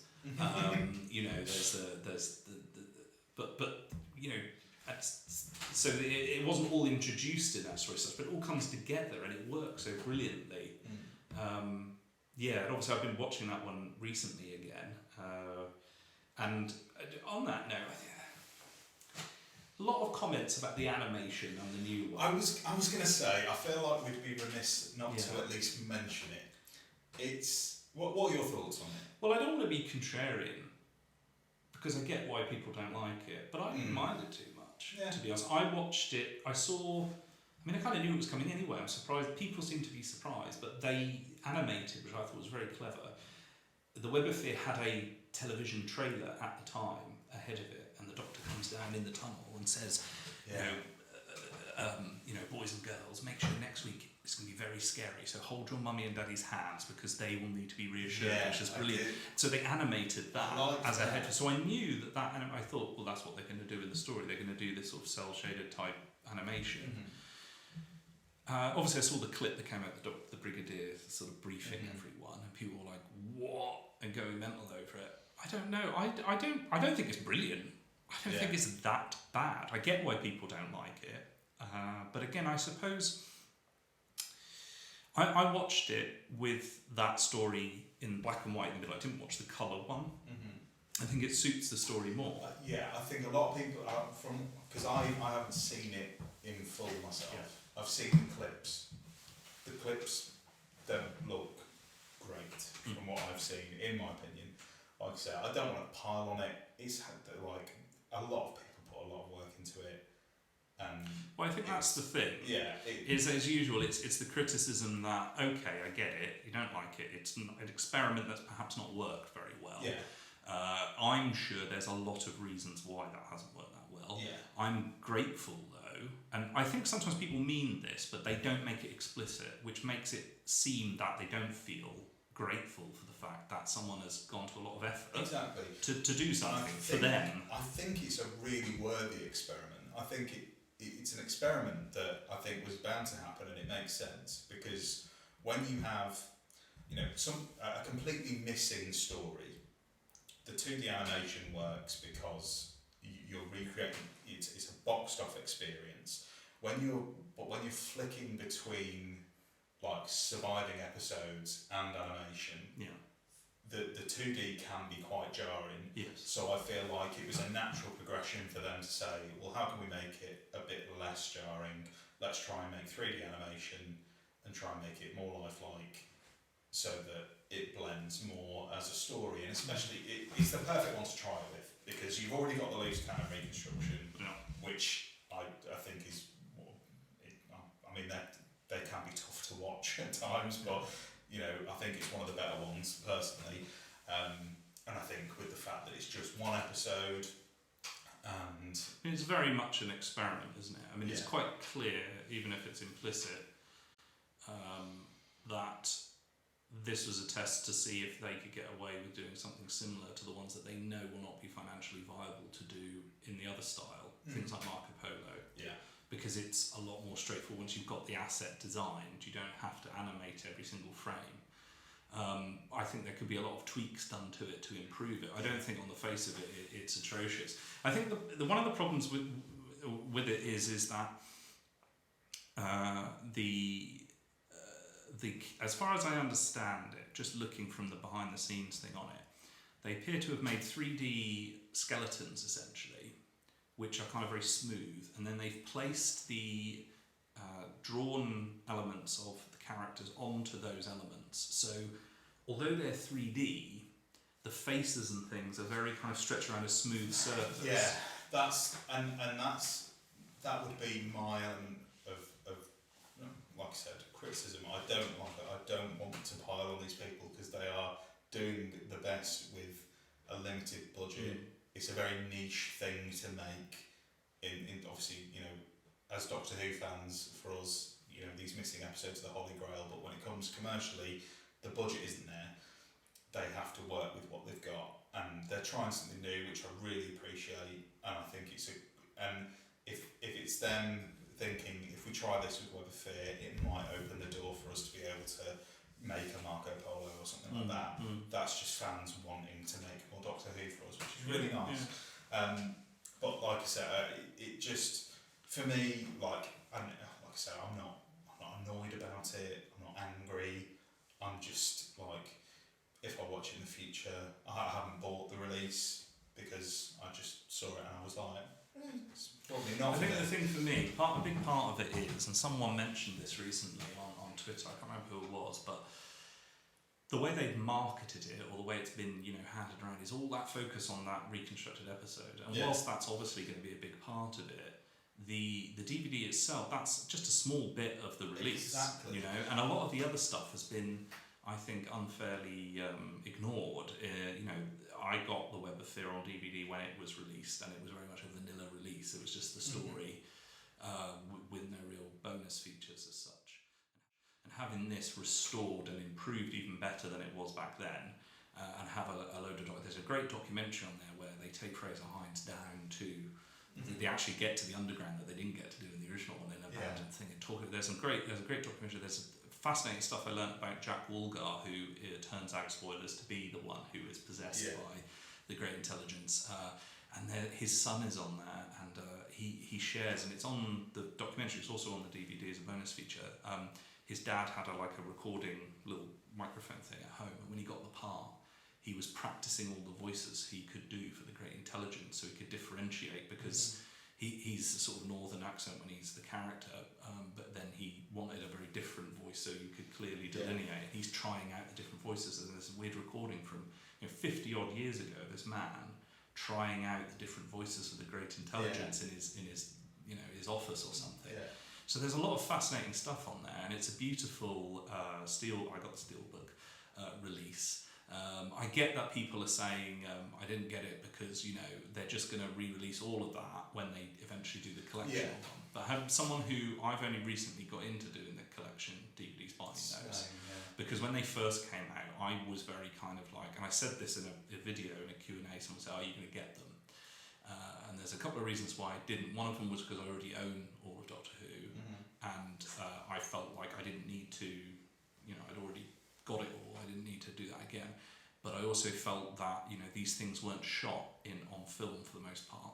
They cannot be restored. It's not like when you get a film in high definition. I'll go and buy Blade Runner in high definition, whereas I've had that on VHS and DVD, and they might have been collector's versions, with lots of stuff on them. But I'll go and buy the Blu-ray because it's the original film rescanned at high resolution. Spearhead it, which exactly. But even then, that was shot on 16mm film. Which is you can't get 4K or something out of that. You could scan it at 4K, I suppose, but you wouldn't get the data isn't there in the film. So that was a part of it. I thought it seemed a bit gimmicky to me. The other thing, and this is a really sad geeky fan thing, which I kind of got over because I now own a lot of them, is the fact that they use the current series logo, which I know is on all the merchandise now. But it just made me think, you know, what's going to happen is when the series after the Chibnall era comes back, they're going to rebrand the logo again, because they always do, and then all the new merchandise will have a different logo on. So on the shelf, that will vex me because they've got different logos on. I'm sure a lot of people share a similar, which is why the DVDs, they use the 96 logo through the whole range. Even when Doctor Who came back, there was a separation there. But that's a minor thing. The other thing that just sealed the deal for me was the fact that they immediately sold out, and then people were paying obscene amounts of money for them. Yeah. I thought, I'm not going to go to all that effort to own something which I already own. But then they re-released them recently. The standard. So is it the standards that you? Yes. It's exactly the same. It just comes in a different box. Yeah. And I was happy with that, and I thought, do you know what? I'll get that. And the thing that made me start thinking before they announced them coming back, and I thought, I wish I'd gone and got that, is that I started seeing some of the new bonus features that they were doing. Exactly. The new feature, and I just thought, I don't want to miss out on that. You know, you could probably find them somewhere, but I thought it'd be nice. And then I noticed that they'd done some really nice like restorations, even above what had been done in the 90s and 2000s, and I thought it'd be nice to own. So I have started snapping them up in that sense. And so with this Web of Fear Blu-ray, it looks amazing. Like the quality of it's probably better than it was ever seen then, you know, based on televisions and things like that. And it's amazing to think that they took a film print no less, that had been, because you know they shot it on videotape, and then they used, because a lot of TV channel stations around the world couldn't show video, they put it on a screen and filmed it on a 16mm camera, made a film print, and then they sent those prints all around the world to be shown, and they were supposed to either be returned or destroyed by the local station once they got there in the chain. And then I think it was Nigeria it ended up in, didn't it? Yeah. A place riven by civil war and all these kinds of things, and it was discovered, the Web of Fear brought back and then restored to have, you know, because it was shot, it would have been shot on videotape, so it was shot at a higher frame rate and then reduced down to 25 frames per second for the film, then restored back to that rate, cleaned up the sound mix, everything about it is just a wonderful piece of work, even more so than the initial DVD release. We've mentioned context quite a bit in this, and obviously it's quite a big part of it, but like the context of watching things like that, I'm just thinking, it is a modern miracle that this even exists. Like that this can even be in front of me and I can view it with my eyes is baffling. And and even the animated recreations. I mean, like I said, the other ones that I've seen, there's a few that I've still got to catch up on. I dip into a few that interest me, like. I bought the Fury from the Deep one, which I haven't watched yet. I've had it for ages, and it's just been on my shelf. But I'm hoping to dip into it soon. But like, I love the fact that there's people out there who are putting so much work in. I think also what's amazing about it is, and I have a few like, you know, brilliant. Like, there's a lot of collector's stuff these days. You know, when it comes to classic, like I have an absolutely amazing, beautiful copy of Metropolis, the Fritz Lang film from the 1920s, which is in Blu-ray, and that was shot on film, but it was shot in 1924, silent movie, very long, and that film was torn apart and bits were cut out of it and mixed and scattered to the winds, and it's been beautifully restored. And seeing a film that was made nearly 100 years ago look like it was filmed yesterday in some cases. Is amazing, because it's these historical artifacts, but also I think even for that though, you know, that bankrupted the studio. That was a big that was the Star Wars of its day, but unfortunately it didn't have the audience like it did in the Star Wars kind of. But the Web of Fear and things like that were ephemeral, throwaway pieces of media. No different. The approach was something hard to get our head around sometimes, that this was only ever going to be seen once. there was never any intent. In fact, there were union stipulations that stated you couldn't repeat a program more than once, I think. So the BBC, we always we always look back and think it was an amazing lack of foresight the BBC had to destroy and junk all these stories. And we're very lucky. I think a lot of people don't realise that the ones that we have are not the ones they didn't destroy. Most of them are ones that were recovered from elsewhere, since most of it had been destroyed right up to John Pertwee's time, But at the same time, you've got to think about at the time, the concept of having home media and being able to rewatch things was a fantasy. But also, it's just amazing to me how much. Sometimes someone commented the other day on a video, like, "What old rubbish? Why didn't they refilm that?" The thing was for a scene that's silly in old Doctor Who. And there's a lot of reasons why, different production pressures, money, time, all that kind of thing. But also, it wasn't meant to be necessarily, watched and pored over for decades as it has been. And so it's kind of fascinating and amazing that we do in some way, because these were, you go out to the theatre and you see a performance, you'll never see that performance again. You might see it restage, but you'll never see that again. And it's that it's almost like, and it makes you wonder sometimes, why do people go so much effort if it's not going to exist for long? Like I see ice sculptures or sand sculptures and stuff, and we live quite near the coast here, so you see like every year there's going to be these amazing sand sculptures that literally going to be there for like a couple of days, and then they'll be destroyed by just nature. And you think, why'd you go to all that effort to do that when it's so ephemeral? But there's something amazing about that. You look at like the stress and the effort that Douglas Camfield went to make the Web of Fear as good as it is, just for it to be seen literally for 25 minutes on a Saturday tea time and then never be seen again. And it wasn't that they thought, it's just the amount of effort that went into for that 25 minutes of entertainment for that particular group of people at that time. So and the fact that well, obviously everything I said before, that we can even see it is brilliant, but the fact that it even still holds up to any element is baffling. But that's a great pick. The Web of Fear is in. Pat's got a story in, which is nice, and Pat's brilliant. So we need a Jodie and a Colin, and then we've got a full set. And obviously, if we can get Day and the Doctor, and then we can get Fugitive of the Jadoon, and then we've got all of the Doctors covered, and then someone's going to have to be weird and stick the Dalek movies in at some point. But what we're going to do now is obviously it's the first episode back, and people were quite excited, which is very nice. Thank you very much. I am going to ask you a few questions about your life and your YouTube channel from Twitter. For God's sake! Bloody Twitter! So, welcome to Bloody Twitter, the section where our wonderful listeners, our weird listeners, I hope you don't mind me saying that, people, but some of you are quite strange, ask some questions to yourself. So I've got a few here, so let's go. First one is Ben at Real Enthusiast. He said, "Hey Richard, I'm a huge fan of your work. Your review series is exceptional. You clearly did your research prior to making the vid, so I must ask, what was the most surprising or interesting fact that you learned about the show or one of its actors during the making of your videos?" Ooh. Well, thank you, Ben, for that.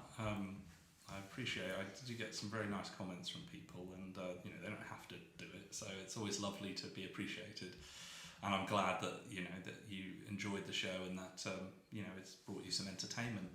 That's a very difficult question. I think part of the issue with that for me is that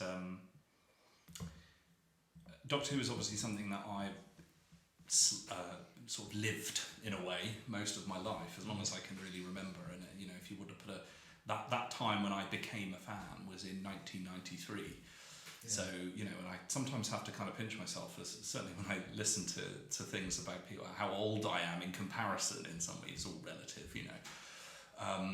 But when I came to make my videos, I knew that I already knew a lot about Doctor Who. And having read Doctor Who magazine every month for decades, there was a lot of stuff in my head And I'm sure you've experienced this as well, but my wife is sometimes aghast at the fact that I can remember like some stagehand or someone from 50 years ago, but I forget like the other day I forgot my mum and dad's wedding anniversary and things like that. So you know, there's a lot of things in there. There's so many interesting, fantastic things that I've learned, not just about Doctor Who, but about the world and about history through Doctor Who. I can only really say there's something I found out very, very recently, literally a few days ago, which I will save for when we do the Corridor of Fame, because I think it's an interesting little anecdote. So it wouldn't necessarily be the most interesting thing I've ever discovered through my research, necessarily, but it's the only one that really jumps to mind at the minute. I think it's a really nice story to share. We'll save so it. It's coming up soon. Stick with us. Look forward to that. The next question is from Conrad, at Conrad Harbert on Twitter. His reaction to the news was fantastic. His documentary series is amazing. So you get a lot of praise. Thank you, Conrad. He's also asked, which I don't know if everyone will know this. I certainly remember this fondly. Also, I'm pretty sure I saw you on The Chase. You did. How was that as an experience, and how was meeting Bradley Walsh? Yes, so I was on The Chase earlier this year, although I filmed it last year about Christmas time, in a brief window of lockdowns being raised.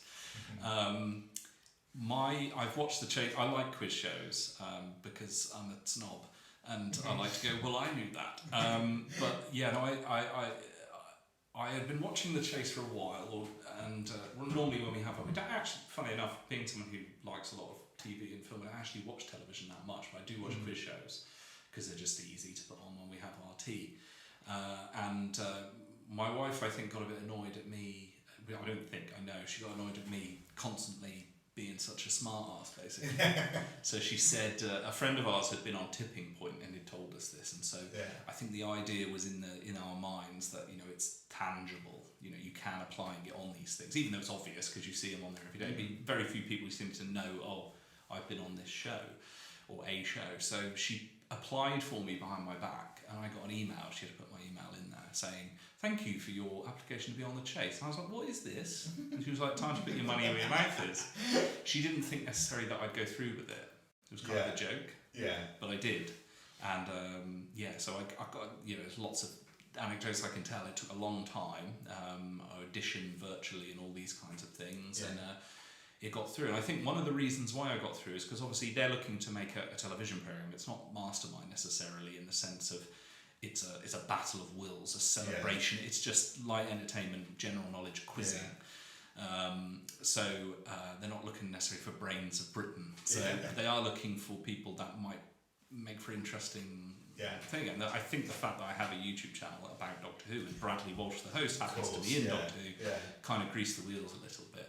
And so I knew going in, because it's not scripted or anything like that. It's you don't rehearse or anything, but there is an element of contrivance in that you discuss at length with different production people beforehand, like what you do if you got the money and why, what do you do for a living and what hobbies do you have and all that. And then they say, right, when he comes out, he's probably going to ask you about this. So I went down, I had to have a day off work, and I went down the night before, and they put us up in a hotel next to Elstree, which was very exciting for me because that's where Star Wars and many other films were made, although I didn't really get a chance to look around. And it was a whirlwind experience. They shoot I believe they told me they shoot 3 episodes a day of The Chase. So it's like a well-oiled machine, but it's very, very fast-paced. And obviously with COVID and everything, there were a lot of restrictions, and I couldn't go up and shake Bradley Walsh's hand and things like that. I'm sure he would have done. I'm sure he's not one of those "don't touch me" pleb kind of people. Certainly didn't get that impression from him. I got the impression that he's the boss on that show, but not in a kind of dictatorial kind of "where's my coffee" runner kind of way. He's just very relaxed, and he comes in and out, walks in and out of the thing. Everyone always, I don't know when I get onto this topic, but when I chat about The Chase with people, people say, if Bradley ever left, it's like... I think he might. Yeah. I think he's moving on, Well, he's done it for 10 years now. When it's a long time, isn't it? Maybe more, and there's thousands of episodes, and it must be I'm sure he's enjoyed it. I wouldn't have done it for so long. But saying the same thing every day. People say this about every programme, and it's quite silly for us as Doctor Who fans to say, if the person who's the lead of the show leaves, there's no future beyond it. It's so. Well, one of the keys to his success, though, is his presence. Definitely, I think it's big shoes to fill. I'll be interested to see who jumps in. But he's a lovely guy. I didn't get time to really have a chat. Most of the time I spoke to him was when we were actually filming. It wasn't like he did come out and talk to us. What I was really amused by it was I could have been daunted very easily. I'm not someone who really suffers massively with stage fright, and being a teacher I'm used to being in front of people, and I can kind of disassociate myself from the fact that millions of people are watching me. Although one tip of advice, if you ever end up on any television programme, never go on Twitter while it's going out. I should have known that. I was warned, but I didn't. And now I'm a little bit more understanding sometimes, I think, when I watch people on a quiz and think, you got that wrong. Why do you get that wrong? Because I've been in it, I mean, it is the old cliche of, when you're there under the lights. I'm not saying I felt massively pressured, because it was a very quick thing. I didn't have time to really even think about it. You get there, they prepare you, they talk about what you're going to do. You have to take 5 outfits. Now, I'm not exactly a fashion icon, so I don't have 5 outfits, and one of the things is you can't wear black, and black is my preferred shade.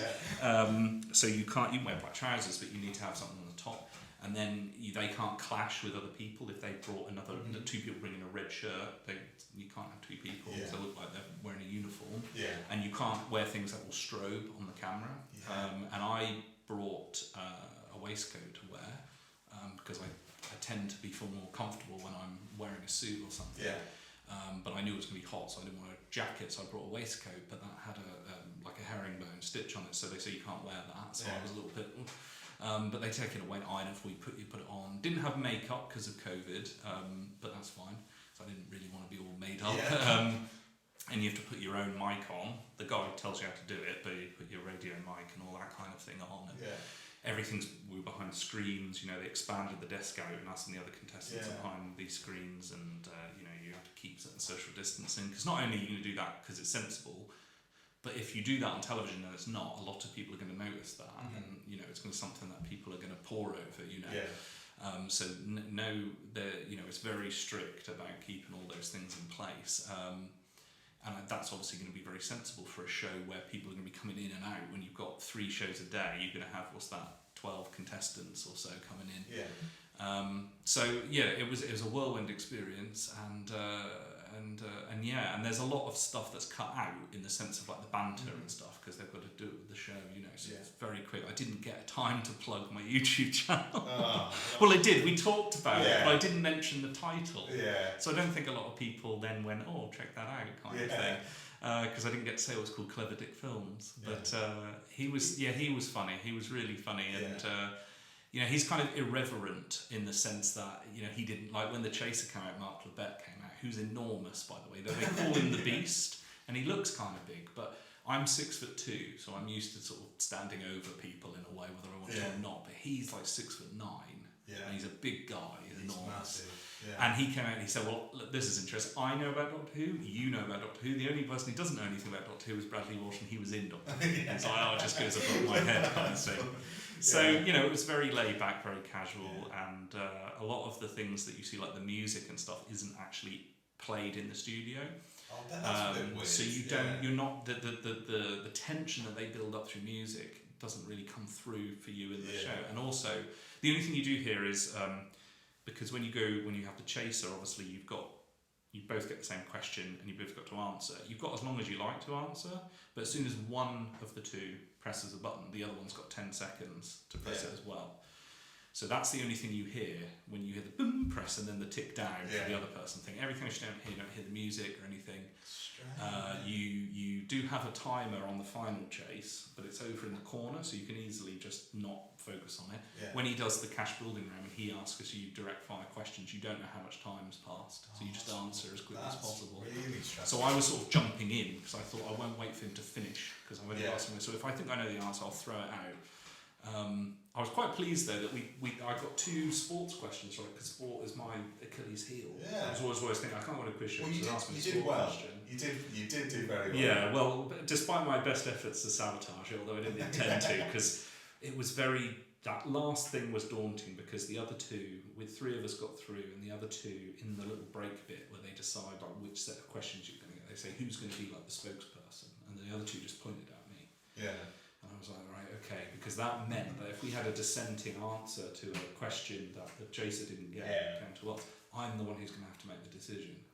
And I think the worst one was the one about the cricket ball, because I was thinking, it's like which ball in sport has 5 rows of stitches, and it was the 5 rows that threw me, because for some reason I was thinking of a cricket ball like a baseball, where it's like 2 bits stitched together. Yeah. And it's sort of 1 row of stitches. I'm thinking 5, and I thought to the only thing I could think of bizarrely was Ace Ventura: Pet Detective, because in that the baddie is like a former football player, and she is. There's a big thing about laces out, because the balls have 5 like laces in them. Yeah. And rugby balls used to apparently as well, but they don't do them anymore. Yeah. They used to have these laces to stitch the leather together. Yeah. And I was just thinking of that, and I said, is it like a American football? And the other 2 said cricket ball, which of course is the answer. Yeah. And then we had a discussion, and the lady changed her mind and said, no, I think maybe you're right about American football. And the guy was like, cricket ball, I think cricket ball. And then he said, we need an answer. And I said, rugby ball. And they went, no, it's cricket ball. Yeah. Oh, but then, because that was right at the end of the show, they cut the bit out where we had the discussion. Yeah. So it looked in the show like they both went cricket ball, and I went, no, rugby ball. And I was excoriated on Twitter by the fandom of the chase. Like, oh, Richard, you idiot, like you just overruled it, kind of thing. But luckily, he didn't have enough time to answer the final question, so we got the money by default anyway. Yes. So, yes. So, next question is from old friend of the show. He always asks a question. It's Jamie, at Jamie_season7. His question is, what is your favourite run of episodes in the show? Ooh, I'm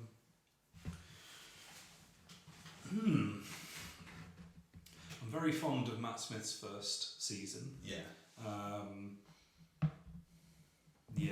That was a storming version of Doctor Who coming through with such an energy and a sense of purpose and a real confidence.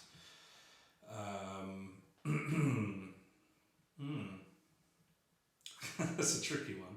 Yeah. That's a tricky one. So that season, that series, I'd probably say,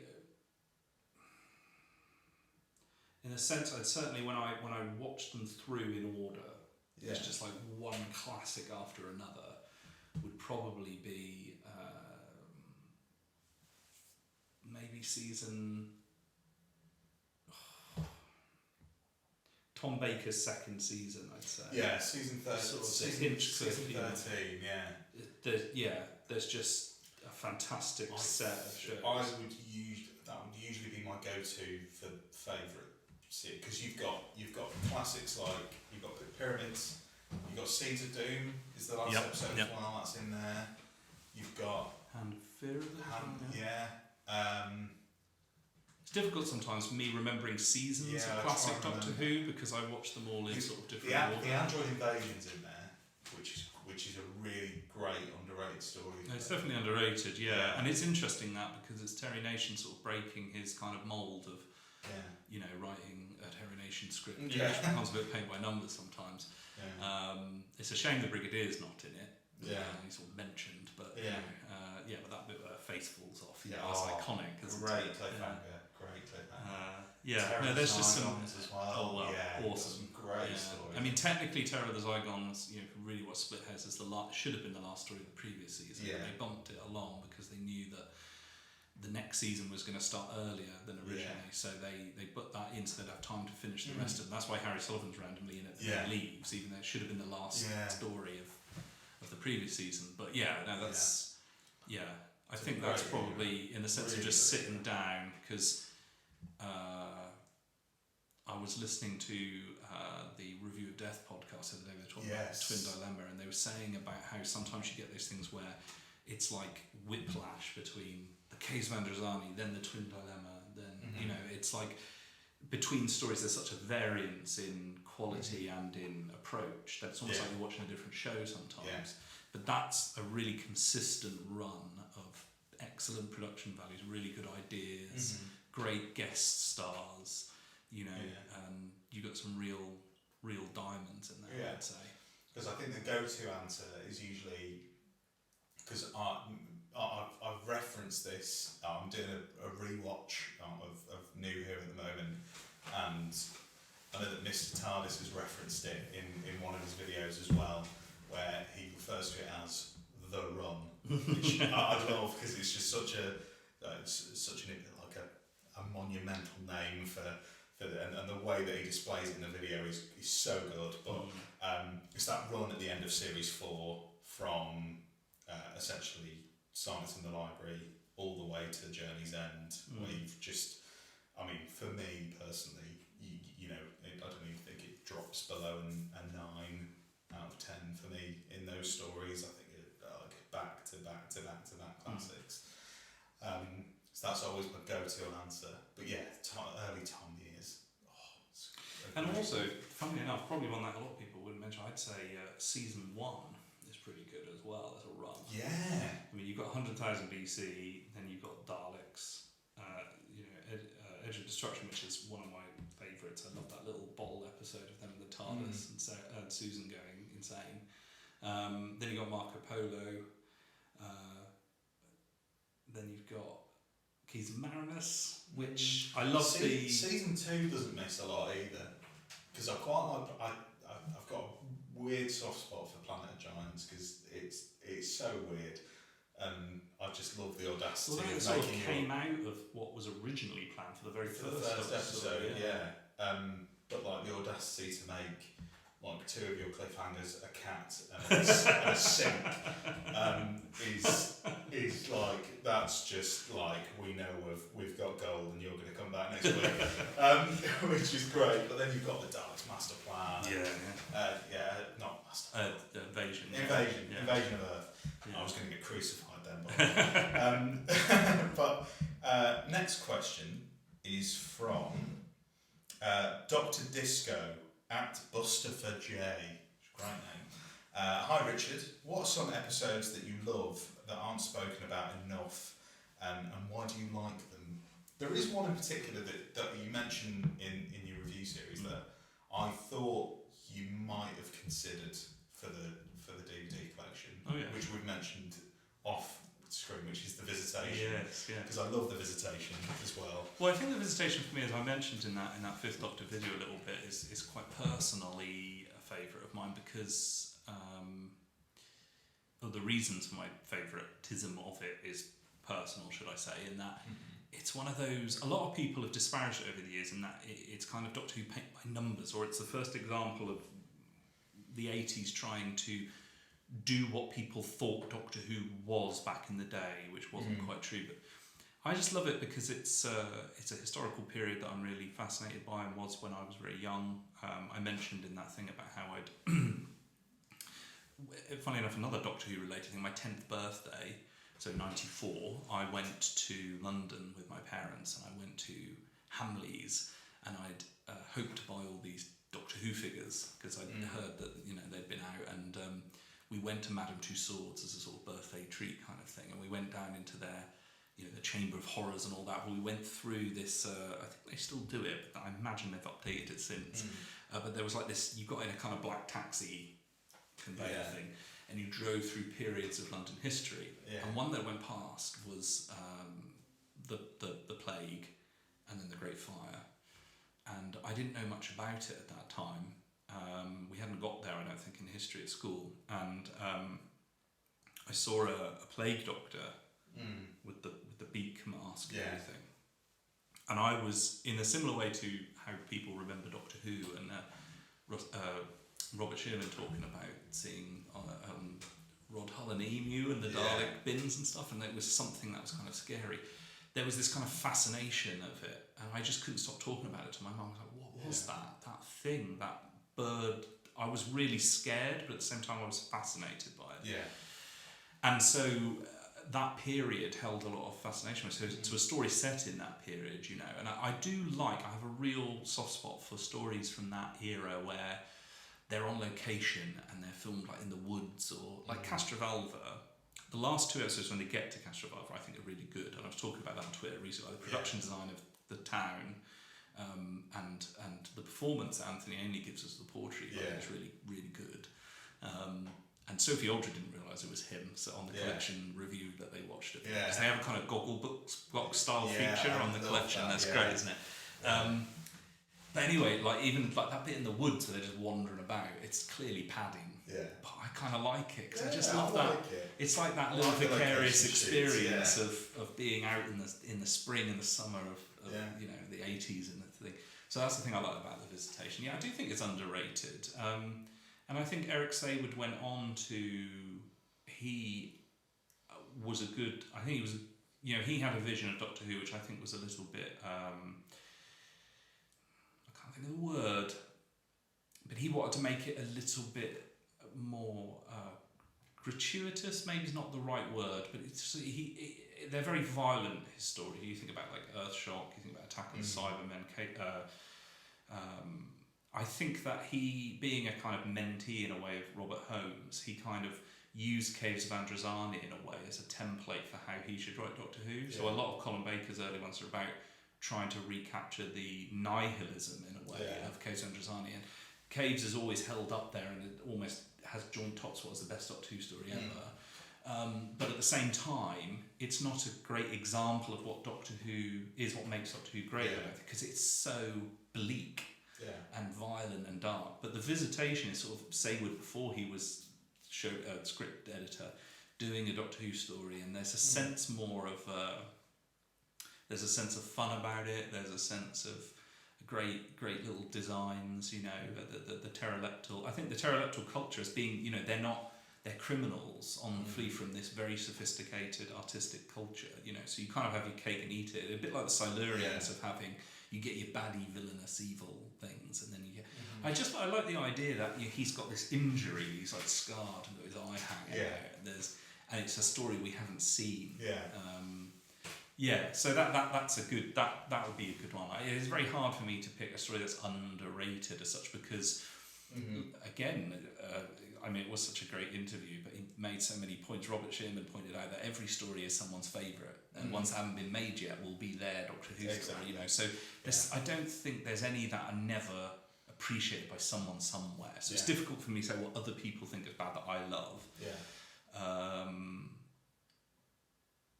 Trying to think, maybe of a modern one perhaps that hasn't been looked at as often. I quite liked. And I've only seen it once, so this is still kind of a fresh reaction. I really liked the Nikola Tesla episode of the last series, Night of Terror, is it? Yeah, Nikola Night of Terror or something. Nikola Tesla's Night of Terror. Yeah, it sounds like a fairground ride or something. I've never been. I liked the episode, but I've never adored an episode title more. I think it is just one of the most brilliant episode titles because it's just encapsulates that sort of bad shit. I liked the elements of that and some of the ideas in that. I like the performance, the production design of it. I like the little scorpion creatures and things like that. So I'm looking forward to rewatching that one again soon. Nice. Okay, next question. Jace at JAYYTW, amazing artist. Please go and check out his work if you haven't already, because he's brilliant. What is your favourite piece of still Doctor Who art? Be it a book cover, Blu-ray art, poster, you name it. God, that's a fantastic question. It is. Lee Binding's stuff is particularly brilliant, isn't it? The one he did for Web of Fear, that's on the regular Blu-ray release, not on the Steelbook. But I get why it's not on the Steelbook, because they're keeping a style with the other ones where it's a bit more minimalist. But it is on the inside, on the discs and on the booklet. That was beautiful. But if I had to choose, I would have to say, and I'm shamefully, I cannot name the artist, but when I was younger and really into Doctor Who, there was a feature in one of Doctor Who magazines about the novels which I was reading and sort of enjoying of the Eighth Doctor. And there was a whole story arc in there about a time war and this group called Faction Paradox. I don't know if you've heard of them. It's quite an interest. They're kind of a voodoo time-travelling cult. Nice. And they're not the true enemies in the time war, but they're like parasites. They come in and they have like alternative TARDISes where you have to like sacrifice someone on an altar and use their blood to power their time machines.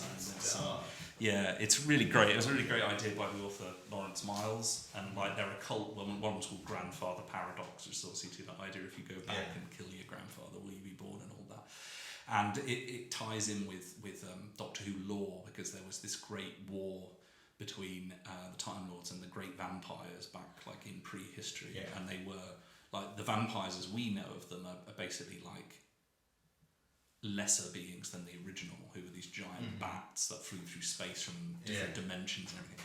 And in Faction Paradox, they wear these skulls as masks of these great vampires. So anyway, it's a bit of a preamble to the thing. There was this page in Doctor Who magazine which was a painting of Paul McGann's Doctor, sort of his head close up.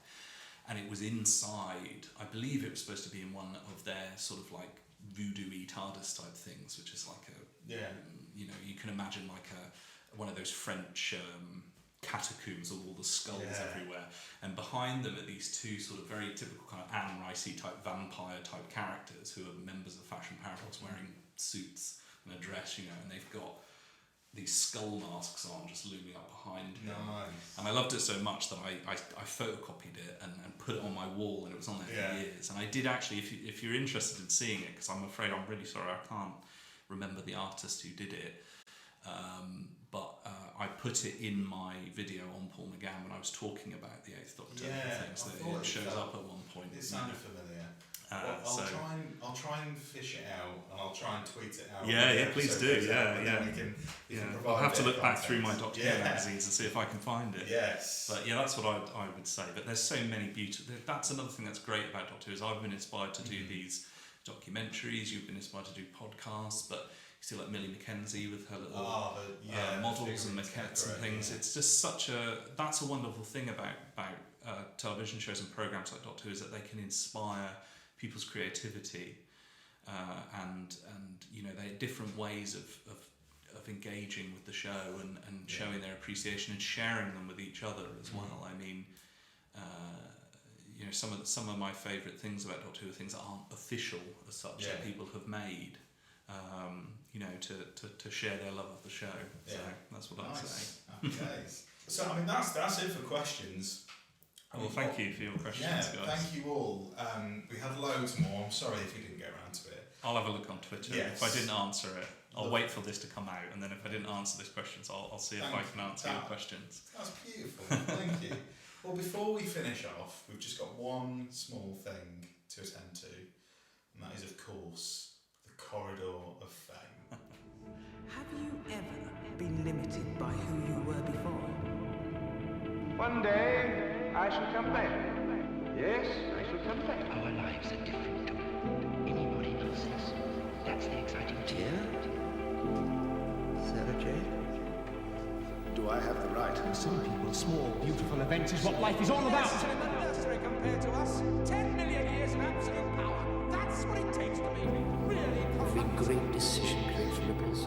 Like a huge boulder dropped in a lake. But it was a childish dream that made you a doctor. You dreamt you could no more.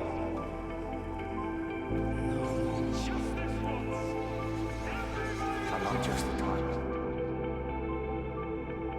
I'm the last of the time. Just disappears, doesn't it? Everything you are gone in a moment, like breath on a mirror. I do what I do because it's right. Because it's decent. And above all, it's kind.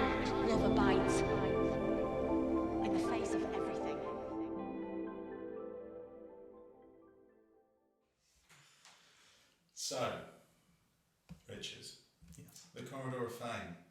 It's a distinguished area. It's somewhere in here, in this house. I can never find it. But we've got some wonderful names in there already, of course. Celebrating the heroes and also unsung heroes of Doctor Who. And all of the Doctors are in, of course, and then you've got all of these people that have been selected so far. Who would you like to add to the list? Well, this was actually, I wouldn't say it was easier to pick than the story for the shelf, but I was sort of very determined with this one to highlight someone that I felt was very unsung in the history of Doctor Who. So I'm going to put in Peter Brahatsky. Right. Who a lot of people might go, who? And that's my point. Yeah. So Peter Brahatsky was the production designer who designed the TARDIS, the original TARDIS, exterior and interior. And I've become very, very familiar with his work, more so than just a general viewer of Doctor Who or even reading about it, because I have spent a lot of time rebuilding his TARDIS control room and the console and everything in a variety of ways.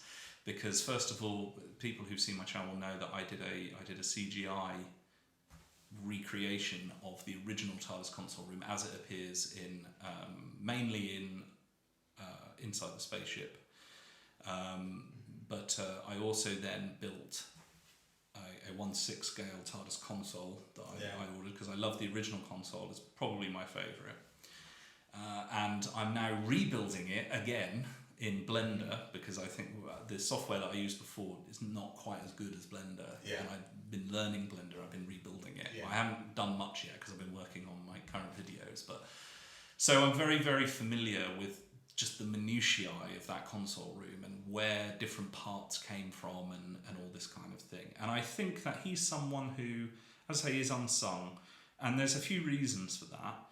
He died in 1980, so unlike a lot of people that we've worked on Doctor Who, that even ones that we've lost over the years, there was an opportunity, I think, for Fandom to speak to them and to record things with them. And he died before Fandom, in the sense of Doctor Who magazine, had really got rolling. So there's very little that we know about him.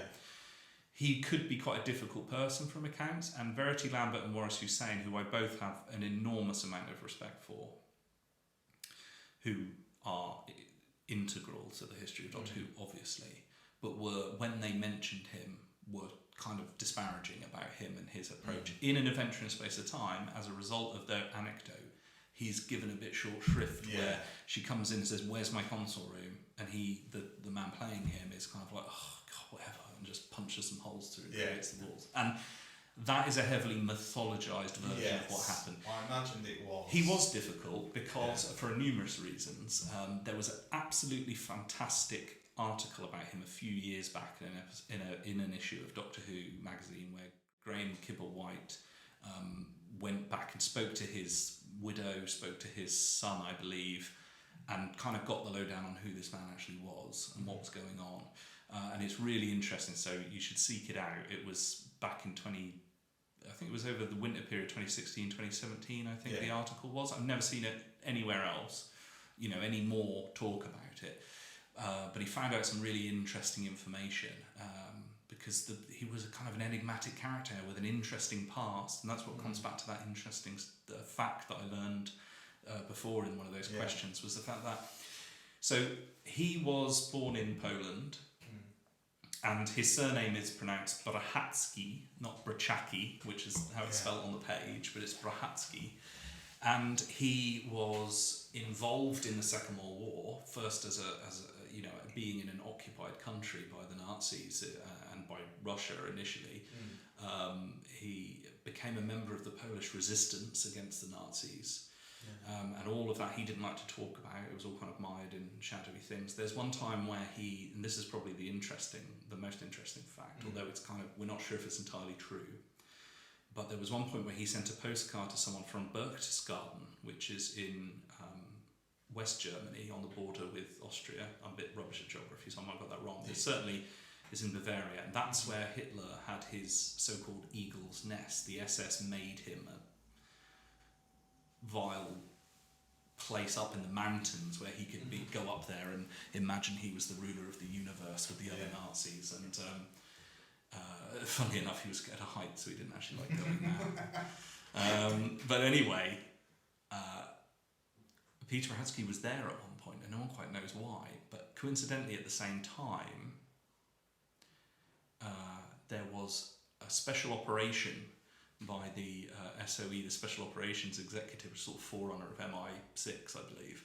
And they had a mission that they planned to parachute in 2 SAS members and meet up with 2 Polish resistance members who were in the area, who were going to show them how to get to Berchtesgaden to assassinate Adolf Hitler.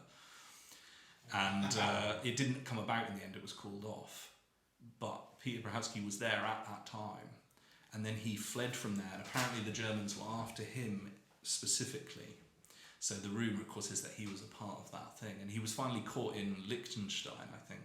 And he was sent to a labour camp, and then he was sent to Dachau concentration camp in Germany, which is a vile place. I've been there, and I mean, you know, it's not Auschwitz, it wasn't a death camp as such. And he, being a Polish prisoner of war, would have been treated terribly, but not suffered, you know, the same kind of degradation that a lot of Jewish people have suffered. But it would have been a horrible experience.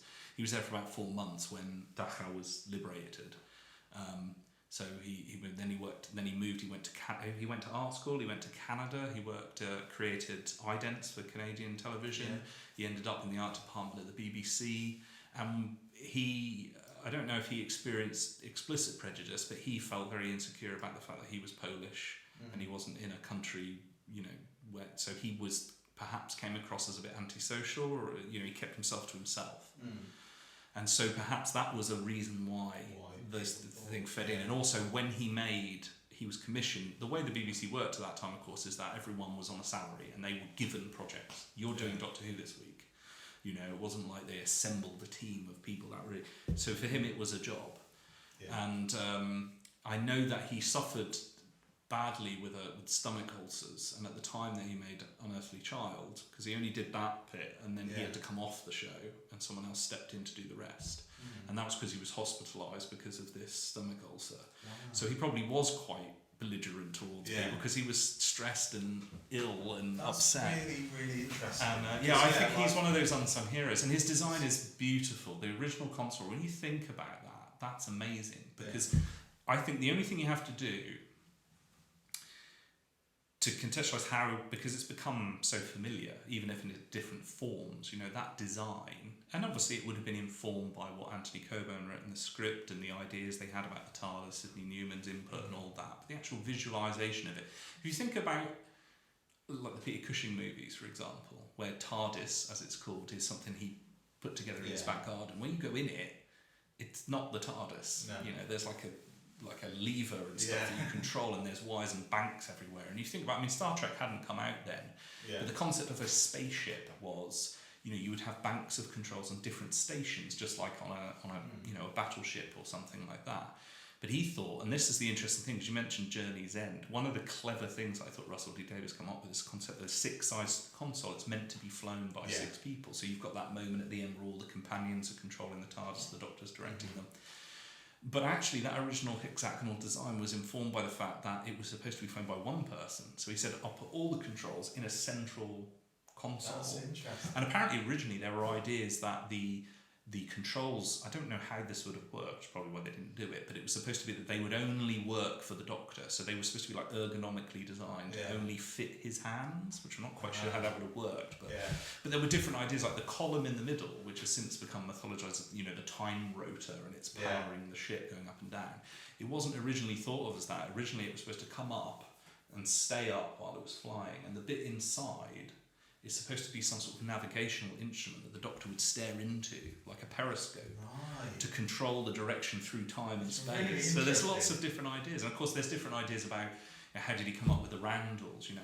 There's some idea that he was inspired by a pill tablet tray you get in like Nurofen or something, you know. But he said also that, because he was interviewed once for a fanzine in like the BBC canteen in like the mid-70s, where someone had a brief chat with him and he shared some of these ideas, and he was very proud of it and fondly remembered it, and he said about how the walls, the roundels were meant to pulsate while the ship was in flight, and you get a sense of that because they were designed in kind of semi-transparent PVC and they had lights behind them.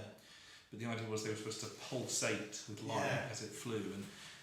And that's a great design because thinking about the production difficulties as well, Lime Grove Studios, where they filmed it, they had to, it was designed modularly, if that's a word, so you can take bits out and put bits in, because in some stories they'd need 3/4 of the studio space for Marco Polo and the planes of Cathay, so they'd do just a corner in the studio so you could put the two walls in the console. It wasn't designed to be fixed, but when you look at the full thing in that story, there's lots of little details which were since lost. There's these two computer banks which you only see in a couple of stories on the sides. There's the whole backdrop bit, you've got the screen, and then you've got these sort of PVC dividers, and behind there you've got perspex dividers, behind there you've got all these other computer banks that you see a little bit of that in Inside the Spaceship when they go to check the fault locator and all that. All these things that have since sort of fallen away, and in the 80s became just the console and doors and a screen. There's a lot of little nice ideas. And originally as well, looking through, there's a great website called TARDIS Builders, which if you want to make your own TARDIS, you can go and have a look at. Nice. And there's some great research on there about that console room. And the guy who did it looked at his name was Tony Farrell, the guy who did all this research and put together the essential blueprints of how that console room was designed. And he looked through the original documentation and how the console originally was designed to be on a rotating base, so the console could move around, you could spin it around and things like that. So I think he's just a really interesting story of a man that a lot of people have never heard of, or if they have, they've only heard the anecdote about how he was mean to Verity Lambert and couldn't really be bothered. But when you think, and the design is lovely, it's probably my favourite console room. And Michael Pickwood, who designed probably my second favourite console room, talked about him fondly. Yeah, because he's also in the corridor. He's the other TARDIS designer who's in the Corridor of Fame as well. I was going to say, it's lovely to have them both in there. Well, there's those features of that original console room which you see in every iteration up to the present day. I mean, obviously the roundels are a big thing, but just the console itself. I've always loved the TARDIS console in many of its iterations. Used to make ones out of cardboard when I was a kid and all that kind of thing. So I thought he deserved to get a little bit of fame. He definitely does. What a pick. And I mean, my set dressing, which was completely incidental, of lovely 8th Doctor Sonic, which obviously you're very fond of the 8th Doctor, Web of Fear, and a little police box. So happy days. Absolutely. That's worked out incredibly well. Although you don't appear to have a passenger for the TARDIS, or a pilot. I think I do. Hang on, let me have a look. Who's in here? It's on. Well, crammed in there is actually an Ace and a 12th Doctor figure. Oh, sure. Well, that's an interesting pair out. I'm going to show you. Yeah, just the only two human figures that I own. I only collect Daleks. Because I was... Well, I'd like to add to that, actually. Yeah. Because since I was coming here, I thought, and you've just moved in, you need a housewarming gift. Oh. And I know from a lot of things that you've talked about that obviously one of the most seminal Doctors, your favourite, would be the 9th Doctor. Yes. So I brought along from my collection that's a little so 9th Doctor. His screwdriver's fallen out in my pocket, but I do have that's it. Incredibly so you can have you. And it was I started getting these character option figures when they came out because of the classics, and then they brought out the 11th Doctor set, and I'd already got most of them, so I got it purely to get the Paul McGann figure. Yeah. So he's been in a cupboard downstairs because I've already got one myself. So I thought, so kind. Well, you might as well add to your collection as a Doctor. And he can go in front of his box as well. How beautiful. Yeah, I'll have to find his screwdriver. He's fallen over. So, Carrie, he's been in my pocket. He might be a bit disorientated. Yes, he's fine. He's leaning now. Thank you. That is so lovely. Well, before we go, I have one final question to ask, which is the question I ask everyone. Everyone says it's the most difficult question. Absolutely. So, in a sentence, if you can, what does Doctor Who mean to you? I'm not sure if I could do a sentence. I could do a word, but I'm then going to have to explain what I mean by that. Go on, do that. Which would be, and it's an interesting... 2 words, sorry. Interesting combination. I would say a foundational prism. Okay. And by that pretentious statement, what I mean is that Doctor Who is something that I never discovered. It was just always there, and I've fleshed it out throughout my life for me. And by fleshing it out through the prism of Doctor Who, it has taught me pretty much everything. It's been a springboard for so many things in my life, whether that be learning about history or science, but also, as I mentioned in my introductory video to my series, the character of the Doctor taught me, alongside my father and my mother, how to be a good person, how to treat people. It's taught me everything, really. I can do kind of like only connect with pretty much anything in the world with Doctor Who, how it connects to Doctor Who in some way. And rather than saying, well, everything in the world is a way of me appreciating Doctor Who, I'm saying that Doctor Who is a way of me appreciating everything else in the world, whether that be other cultures, historical periods, people, having relationships, an understanding of things. And being someone who, I'm not diagnosed, so maybe this is a bit unfair for me to say, but my wife is a special educational needs coordinator, and being a teacher for 11 years, I have some experience of this. It's quite likely that I'm a bit autistic, and therefore a lot of my life and my youth was about understanding social interactions, and I would say, honestly, that I learned to empathise with fictional characters through things like Doctor Who before I really worked out how to apply that to real life. Yeah. And I could do that because of things like Doctor Who. You know, it made me understand what it's like from other people's perspectives and viewpoints, and it taught me so much. At some point, I'd like to do a video. I've been thinking about it recently as a compilation of what Doctor Who has taught me. Yeah. Just as kind of a montage of all the lessons. Because a lot of people go on about current Doctor Who being quite preachy. And I kind of want to puncture that nonsense a little bit and show, not in a kind of belligerent, like you're wrong kind of way, but just say, no, actually, these are the lessons that I've learned over the years. And some of them were implicit and some of them were explicit. But it's a foundation for my life. And it's a prism through which I have viewed the world, which some people might find very sad. But it's everything. It's more than a TV show, because when I encountered it, it wasn't an ongoing television show. It was a culture. It was a thing. It was a whole. It's stories, but it's also a way of viewing the world, and that's what makes it quite unique.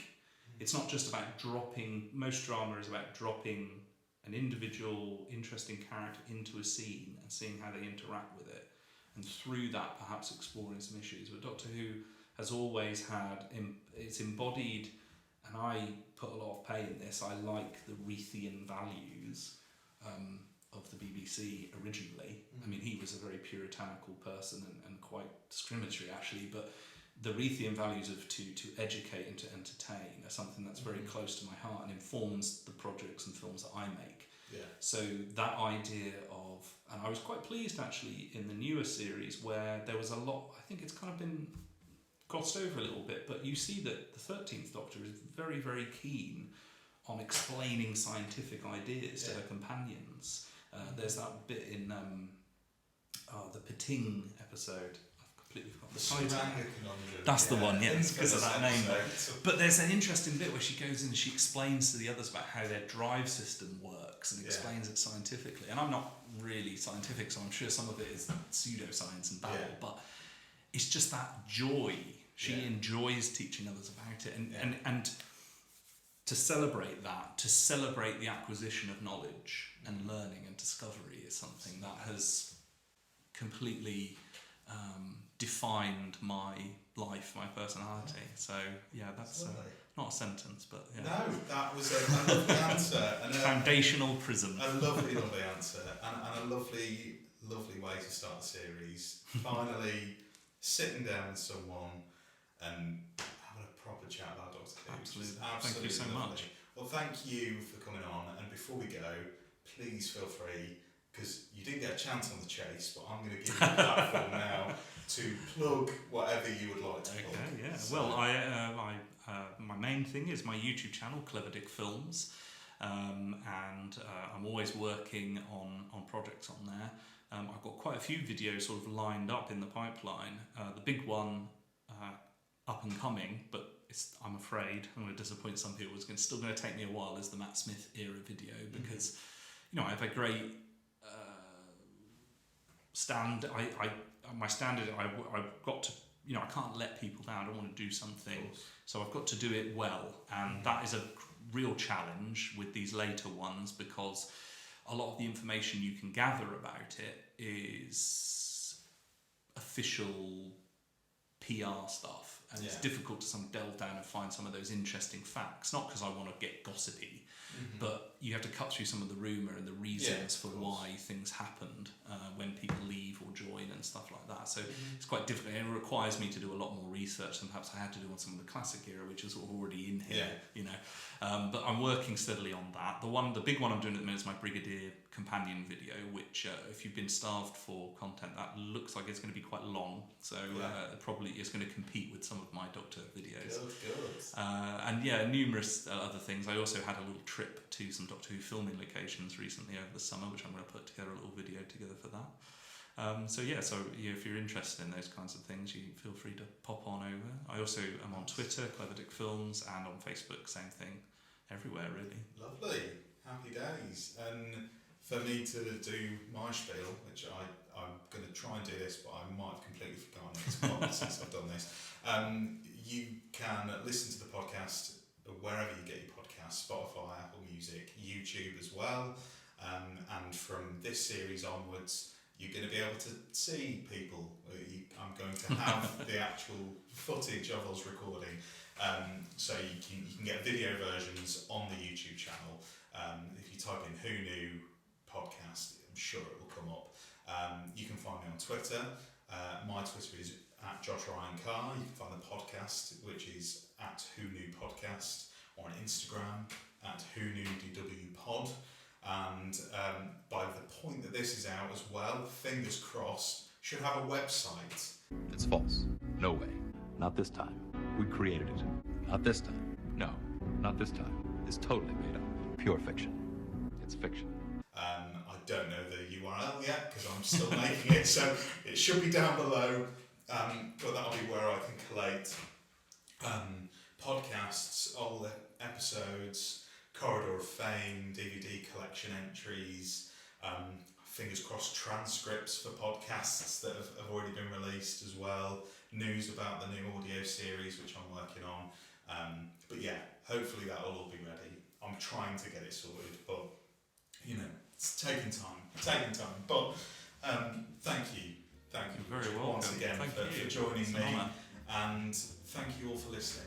And please stick with us for Series 3 because I've got some very, very good guests lined up. So, see you later. Take care. Bye-bye.